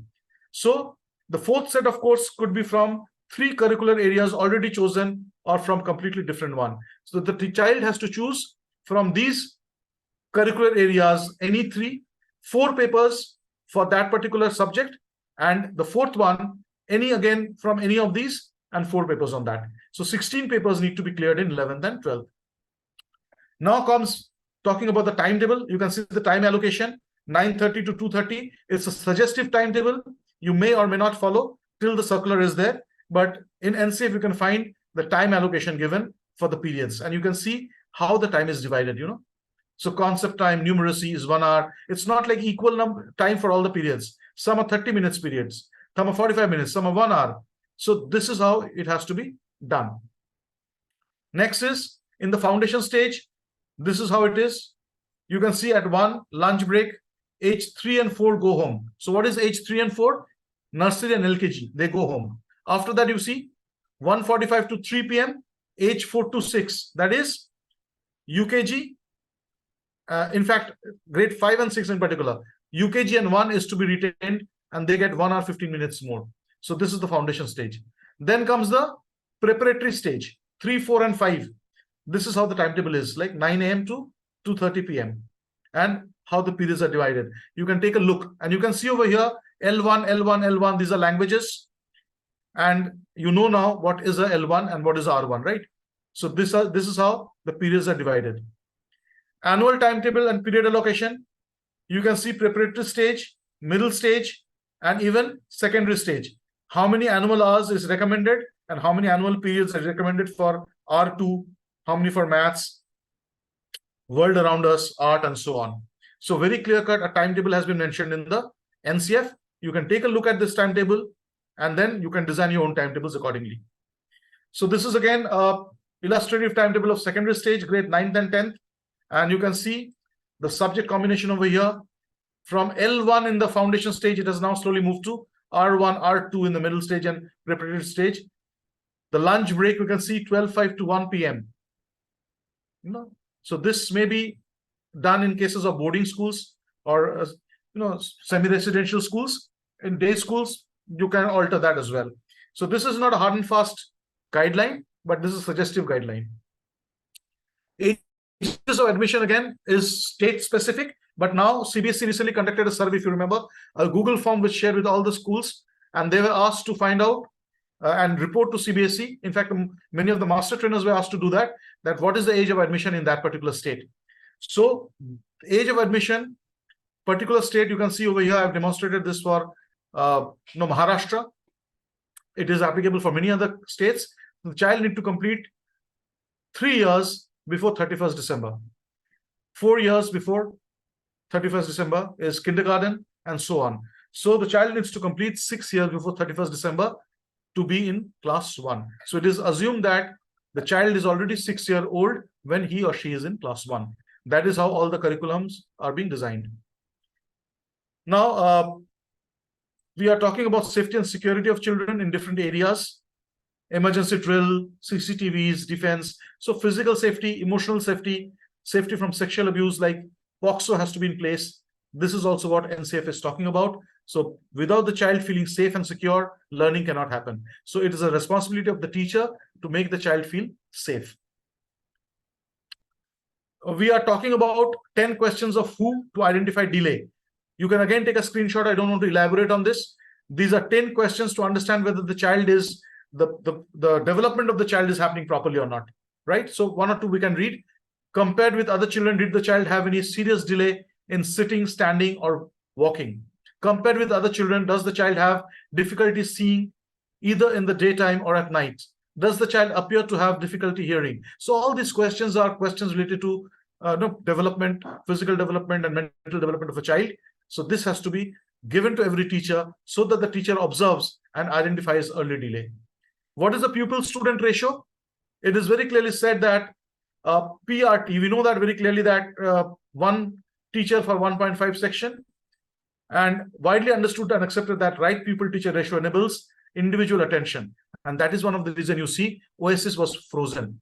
We were not able to do things on OSS because the PRT, pupil-teacher ratio, has to be brought down. What CBSE recommends us, that is 40 student maximum in a class. Earlier, the term used was optimum. And we have got these schools going to 50, 45, 60 students in the class. But right now, NCF talks about pupil-teacher ratio. So now CBSE is strongly driving 40 student is maximum in a class. Within the next 3 years, it will be strictly implemented. It was implemented this year. A lot of representations were given to Sanyam sir. We from Maharashtra also moved a petition where we requested to allow for a few years, because already schools have 45 children, but they have very clearly said over the next 3 years, those schools who have already got 45, they need to bring it down to 40. So with that, we come to the end of this particular NCF, understanding of the NCF. So we have talked about, the ancient scriptures, how education is supposed to be, the koshas. We have talked about the Panchahari. We have talked about the Vacha and the herbs. We have talked about the aims of education, curricular goals, competencies, learning outcomes. We have divided the standard of the class in 4 different levels. We have talked about play being central to the learning, what type of play is used in the class. We have talked about gradual release of responsibility. We have talked about the holistic progress card. And we have talked about how teacher is going to pay attention to the overall development of the child. We have spoken about dharma, artha, kama, moksha. Now I leave the session open for questions. And if you want to see a report card, I would have loved to show that as well. But let us first open the session for question. If we get some time, I'll definitely show you how I have designed my holistic progress card in the school. So it can be open for questions now, ma'am. Yes, sir. Thank you so much for regaling us with boundless discourse. I'm sure our participants would like to have their queries dispelled. Participants, could you please raise your virtual hand so that you can be unmuted and you can ask your questions directly? So, in the beginning of the session, I remember there was a question that was put up. I'd like to read out for you. Which is more suitable for early years, NCF or NCFFS? Now, when you're talking about NCFFS, what does it mean? It means National Curriculum Framework for Foundational Stage. So when we're talking about National Curriculum Framework for Foundation Stage, it is very clearly understood it is referring only to the foundation stage. So when we are dealing with the foundation stage, what is the foundation stage? Nursery, KG1, KG2, 1 and 2. So when we are dealing with these classes, NCFFS is going to be of importance. And that is the reason the first NCF that was published was NCF for foundation stage. But then later on, we published the NCF for school education. So that included NCFFS as well as for preparatory stage, for middle stage, and for secondary stage. So depending on the stage, you're going to refer to the document. So when we have secondary teachers, in my school, for example, I can tell you, I have asked the teachers of my secondary classes to see the secondary stage only. They are not reading the foundation stage because it is not applicable to them. When it's a foundation stage teacher, I have asked them to go through the pages and competencies of only the foundation stage. Right? So I hope it answers the question. Yes, sir. Definitely makes sense. Dear participants, if you have any query, you may type your message in the chat box or you may raise your virtual hand to ask your question. So we have got one question. Right. This is the most sought after. Will it be implemented from next academic year, that is 2024 to 25? Now, we are living in a country called India. So you have to understand that.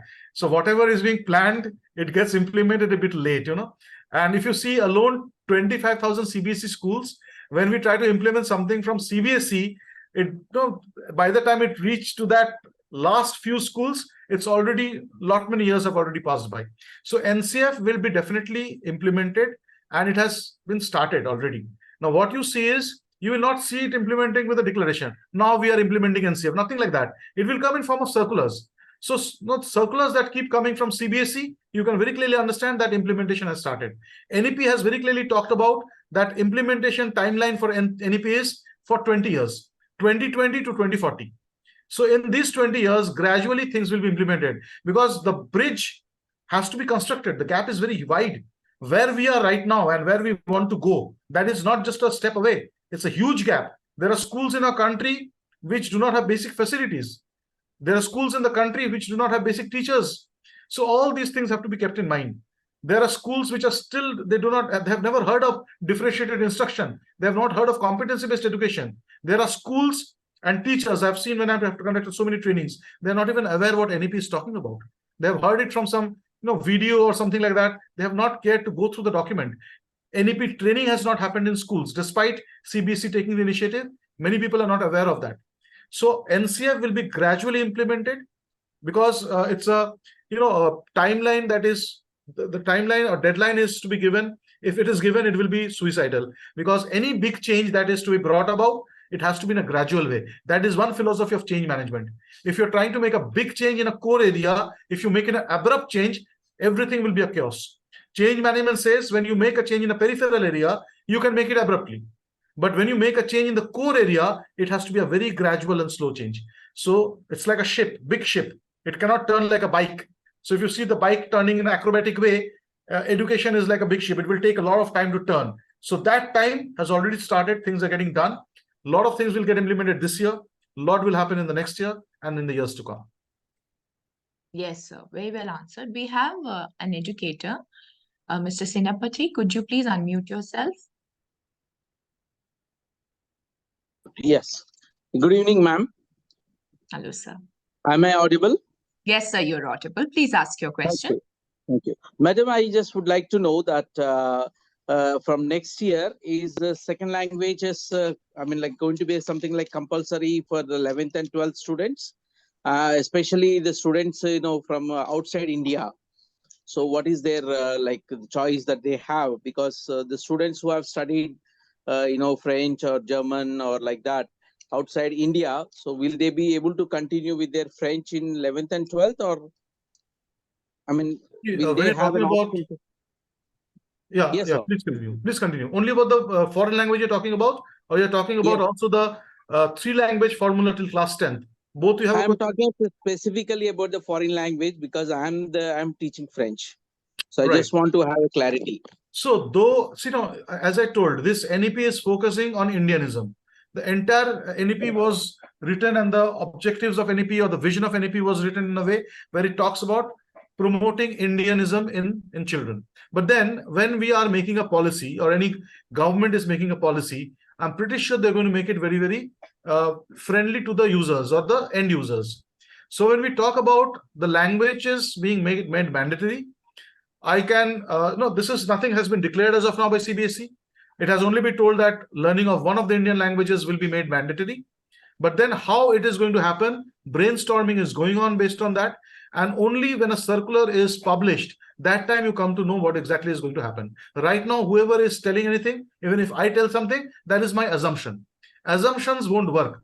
But as you can understand that when we are making a decision, if we talk about this particular room and we talk about making a decision here, when we talk about that, what will happen to the children who have come from foreign countries to study in India? Will we make them study Indian language? The question, in two ways you can understand this. If you look at a foreign country, what happens? If you see Germany, if you want to go and study in Germany, learning German becomes mandatory, isn't it? If you go study in USSR, or now it's not USSR, Russia, I would say. When you go to Russia and study, you learn Russian. So this is how India might design their policies as well, that no matter which country you are coming from, if you want to study in India, you have to understand and learn an Indian language. And this is something not new. This is already happening in other parts of the world. And if it happens in India, we should not raise a big voice. Yes, but whether they will discontinue French that sees, we need to wait and see. But as I can understand, it's not about, a limited number of subjects that will be imposed on the children. You can take only 2 languages, nothing like that. It may because we are talking about in NEP and NCF to give wider choice to the children. So when we're talking about, when the vision itself is talking about giving a wider choice, I don't think they will narrow it down to getting less number of choice for the children. So French as a subject, I don't think it will go away. It will be there. But in addition to that, they may be asked to learn a basic level. And as you have read in CBSE documents also, there will be different levels of that language as well, just like basic maths and standard maths, basic Sanskrit and standard Sanskrit, like that, English, Hindi, all these subjects will have different levels. So maybe a basic level has to be taught to the children who are coming from abroad. So if I understood correctly, once these children go to 11th and 12th, so they will necessarily be taking up an Indian language? Yes, and the thing is, whether that language is going to be assessed at the board level or not, that is not clear. Because I personally met, when I visited the NCRT program, as I was referring to, I met 3 people over there in particular. One was Dr. Joseph Emmanuel, then I met Sanyam Bharadwaj sir, and I met Biswajit Saha sir. So these 3 people, when I met with Joseph Emmanuel sir, in particular, there were 2 more principals. Along with me, Dr. George Kolancherry of Kerala, he was also there along with me. So I raised this question because in Maharashtra, Marathi was being made mandatory by the government. So I asked, will CBSE make it mandatory that Marathi has to be taken by a child in class 9th or 10th, irrespective of what the mother tongue is? So he very clearly told me that time, Joseph Emmanuel sir, that we will not make any language mandatory for any state. Now, I then asked them, what is the way out? Because Maharashtra government is telling that we have to teach the child Marathi in class 9th and 10th. He said you can do it in the school level. So if the child is choosing 2 languages, one is English, the other is the language the child wishes to choose, Hindi or Sanskrit, anything, but Marathi is mandatory, you can teach and assess the child in Marathi in the school level. And I asked, what about the report card then? Will board publish that marks in the board report card? He said no. Board will not publish that marks in the board report card, but schools can issue language report cards on their letterheads, and that will be acting as that the subject was studied, taught, and assessed in grade 9th and 10th. It may not have any impact at the board level at all. I hope that makes sense, because children who are not comfortable with the subject, we cannot compel them to study that subject at the board level, which will impact their overall percentage. So it doesn't make any sense. So even if it's a state language that is made mandatory, I'm pretty sure that board will definitely not make it mandatory at the board level. It may be at the level of the school, assessment at the school level, and that's it. Sir, like few of my children have the question, now that they have studied 9th and 10th French, so will they have to shift to some other language, or they can continue with French in 11th and 12th? Again, as I told you, any other Indian language, because again, they have not studied the Indian language in 9th and 10th, and obviously the standard of language will be higher in when you go to 11th and 12th. So will they have an option or opportunity to continue with French, or will they have to give up and then go and learn a new Indian language which they have not done in before? No, this is I would say, any rule that is made in the world, it depends on common sense. Now, correct. What common sense says, if I have not studied, let's say, Malayalam till my class 10th, do you really expect me to study Malayalam at advanced level 11th and 12th? Definitely not. Any sensible human being will do that? No. Definitely. So the answer is nothing like that will come up, which will make it so difficult for a child. Yes, but you can tell me that now you have to learn Malayalam. You don't know Malayalam, you have not studied till class 10th, but now you have to learn it in the basic level, and you will be assessed in the school level. So what's the harm in that? Okay. So you even if you go to foreign countries, you pass an exam of English, right? IELTS and all these things. So that type of exams also might be there, that a native foreign person or a person with a foreign language learns that language, a specific assessment is kept, and levels of that assessment will mean something. For example, when a language is assessed, you are at a A1, A2, B1, B2, C1, C2. These different levels are there. So the same thing will be applicable in this Indian language, that you study the subject and you will be graded based on what is your proficiency level. That's great. Thank you, sir. I think I got all the answers to my questions. Thank you so much for your time. Thank you. Thank you. Anything else? Yes, sir. We have another educator, Shafira H. Could you please unmute yourself? Yes. Hi, sir. Good evening. Good evening. Sir, actually, I'm taking a smaller class, first standard I'm taking. And I missed in it. that Sorry, class, what are you taking? What are you taking? I'm taking first standard, sir. First, okay. Yeah. In that class, I am using that third L3 is a Spanish. I giving some smaller words, that greeting words, pardon, and likewise I am giving there. So it is possible if we want to stay in our regional language in anything is there, sir? See, L1, L2, L3, as I said, you have to understand the principle of that. L1 is the language the child learns at home from birth. So it is said that L1 will form the foundation of all learning, including other subjects and other languages. So when you have L1, let's say L1 is Malayalam, the child has spoken Malayalam at the home level. Now you want to introduce English, and L3 you are trying to introduce, let's say, Spanish. Now that introduction has to happen based on your Malayalam language. So when you teach the child Spanish, you have to teach the child what it means in Malayalam and how it is, what it is in Spanish. So L1, let it be a building block for other languages. So that is what is being spoken about. So it is advisable that in the foundation stage, you start with the L1, but there is no restriction that you have to limit a child within this many languages. I personally know a child who learned around 15 Indian and foreign languages by the time the child was a 6-year-old. Because the father was working in a multinational company, he told all his colleagues that you come to my home and speak in the language that you have. So some were speaking with him in Chinese, some were speaking in Malayalam, some in Tamil, some in Bengali, and the child learned every language. So the children are called linguistic geniuses. The way the child learns a language, no adult can do. So till the age of 7, children learn language effortlessly.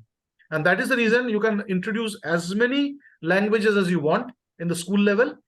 But definitely, L1 is not to be kept aside and then others being promoted. That's what the whole thing is. Okay, sir. Thank you for your help. Thank you, sir. We have another educator. Tejas, could you please unmute yourself? Good evening, sir. Good evening. I just wanted to know, sir, that slide of age eligibility, what you have shown, I suppose on 1st June, they should be 6 years, right? No, it's right now, the one that I showed right now. This is what the education department has rolled out as a GR. So that is of Maharashtra?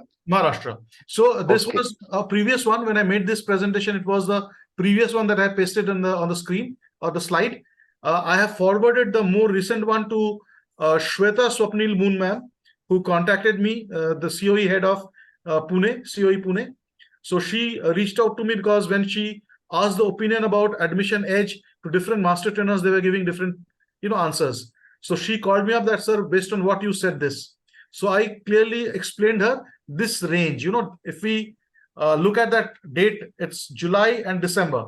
Between that age, that is a range that has been given. The child should be born between that range to be in that class. It's not about the age of the child. 3 saal hua ki nahi, 4 saal hua ki nahi, not that. Whether the child has completed 3 years or 4 years, but on what date. So it has given a range of birth date that from this to this is nursery, from this to this is UKG. Now, when you do that, you will see there is an overlap. Practically, when you try to do that, if you have an overlap, you will see the child is born in a particular date. It also falls in, nursery. It will also fall in LKG. Now, here, the principal and the parent can take the call where the child can be admitted. Because based on the birth date, the child will actually fit in 2 classes. So that is the highest age range and the lowest age range. So that way you can decide. So that call can be taken by the principal and the parents. Thank you so much, sir. We have another educator. Sheetal, could you please unmute yourself? Good evening, ma'am.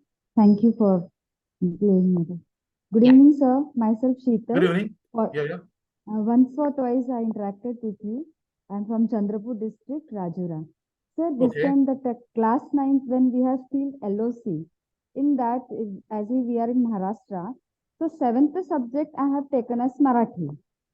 Okay. Okay, so for that subject, the board is going to provide the question paper or school has to make?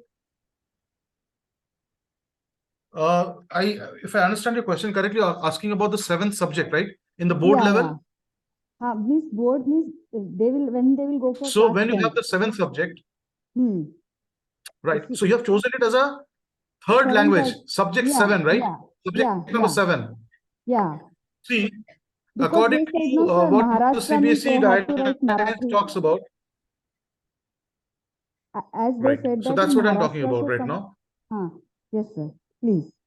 Yeah. So what I'm talking about right now is, see, the child has to study Marathi till class 9th this year, and next year it will be till class 10th, because they gradually wanted the child to go for these subjects. So 2 years ago it was till class 7, then class 8, then class 9. Next year it will be class 10th. Now you have two choices over there. The first choice is you take it for the board exam, because if you are in Maharashtra and many other states, what they do, they see whether that subject is there in the board exam or not. So in that case, if the child wants to keep that in the board exam, the child can choose that as a 7th subject, which is the third language, and it will be evaluated by the board. But if the child does not fill the form for the board exam and choose that subject, it will be conducted at the school level, and school will set the question paper. The books will be the ones that is followed in the state government, and the question paper will be designed by the school itself. So if you're choosing for the board level, board will frame. If you're choosing for the school level, school will frame. Now, sir, this year 9th class we have registered for 7th subject. Suppose in 10th class we will not register. Is it possible, or we have to register? Yeah, there's a rule for that, ma'am. You have to, if you're choosing a subject, you want to drop that subject, you have to write a mail to RO mentioning the reasons. There's a format for that, and you have to mention the reason for the dropping of the subject. Just like you take IT, some children drop IT of the taken in class 9, then class 10th. So you cannot just drop it like that. Even if you do, the LOC or things like that gives you the provision. You may just drop it and you can save it, it will still be saved. But the right way is you have to write a mail, give the list of the children who wants to drop the subject and the reason why, and then you drop it, so that the board is, the original office is informed about it. Without informing, you can still save it, but advisable not to do it. The last question, sir. That our school is till class 10th. Now, according to national education policy, till 12th it should be there. Is it compulsory that we should have? Nothing like that. It has not been made compulsory right now. In future, if it's going to happen or not, we are not sure right now. But right now, if you're running till class 10th, it's good enough. So secondary level, class 9th and 10th, you are running. 11th and 12th, the child can go to another school as well. Okay, thank you so much, sir. Thank you so much. Right. Thank you, sir. We have another educator. Ruben, could you please unmute yourself? Yeah. Hello, sir. Hello. Sir, I am taking for L2 for Tamil Nadu, Tamil language. You're a bit soft. Can you be a bit loud, please? And if you come on the screen, I will be able to read your lips and understand. Yes, sorry, sir. I am taking for L2 in Tamil Nadu. My subject is Tamil language. Next year, will possible to language 2 for 11th and 12th. Any possible, sir? Now academic and our academic is only for language 1 only in this academic year. Next academic year for L2 is available. You're talking about L2 for 11th and 12th, right? Yes. Yes, so there is a possibility for that, but nothing has been declared as of now. So, sure. So there is a possibility for sure. Okay. Thank you, sir. Thank you so much. Dr. Datta, I will quickly run through one question. Social studies and science are no longer standalone subjects as per NCF in preparatory stage. Can schools choose to continue with these subjects, especially the foreign schools, out of India schools? So what you're talking about is science and social studies being taught as two different subjects instead of the world around us. So what is being recommended right now in NCF is in the preparatory stage and the foundation stage, the subject should be world around us, which is not differentiating science and social as two different subjects. So it is recommended, and that is to be done, because unnecessarily, if you increase the number of subjects, it's not going to help the child. Now we have got so many things to do, toy-based pedagogy, sport-based pedagogy, experiential learning, differentiated instructions. So to do that, it will always help the school if they, forget about any other logic. The first logic is, if you're overburdening your children with too many subjects, it's not going to yield good results. So world around us, or EVS, if you see, that is the reason NCERT publishes EVS till class 5. There is no social science or science separate books till class 5th of NCERT. So that is what is recommended. But again, NCF and NEP does not believe in making it too rigid. So the locality, the state, the school, the principal, they can definitely take their call. If they feel there is a need for it, you can continue to do it unless and until they stop it with a circular. But right now, it's up to you whether you want to choose two different subjects as social and science, or you want to bring down to world around us, or EVS. Yes, thank you, sir. Salam, sir, I think we've done with the questions. Yes, Should I ma'am, proceed? we can wind up here. Yes, sir. I would like to extend our gratefulness and appreciation for Dr. Datta for broadening our horizons. I'm sure we will apply these tenets in our teaching modus operandi, and we will ensure that our young learners, they reap maximum benefit out of it. Dear participants, kindly note the link for certificate and feedback form has been already posted. You're requested to fill up the form with all the necessary details.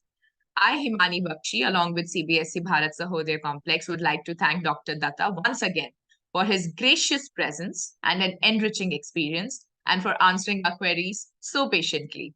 Also, I would like to thank Dr. Abdul Salam for his magnanimous support and guidance always. Thank you, sir, for such a great opportunity. Also, a big thank you to the technical team and Arun Mohan, sir, for a flawless execution. And most importantly, thank you to all the participants. I sincerely hope we earned the privilege of your time. Over to you, Salam, sir.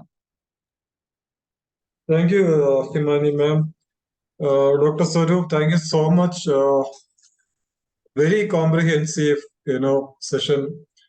It's a Herculean task indeed. 900 pages in 1.5 hours.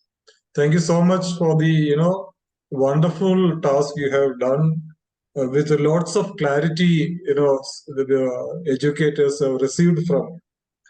I think we were a bit late to present this topic to the educators, but still it is relevant. As you said, we are in the process of implementing NCF in the country, and it will take some years as well. But we can see changes have been evident, and next year, I think 24-25, we will see major changes like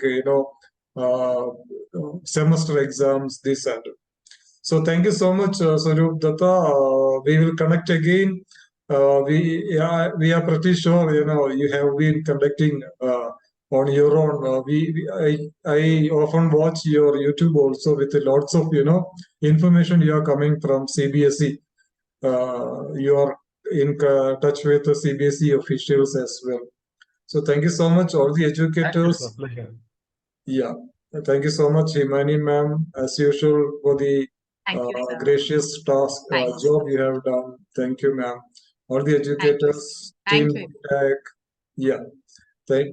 team BTAG and all educators for your patience and your enthusiasm in learning more and more. Thank you, everybody. Have a very good night. See you later. Keep connected. Thank you, sir. Thank you, Dr. again. Datta. Thank you, Dr. Salam. Good night, everyone. Good night. Thank you so much. Everybody. We'll wind up, right?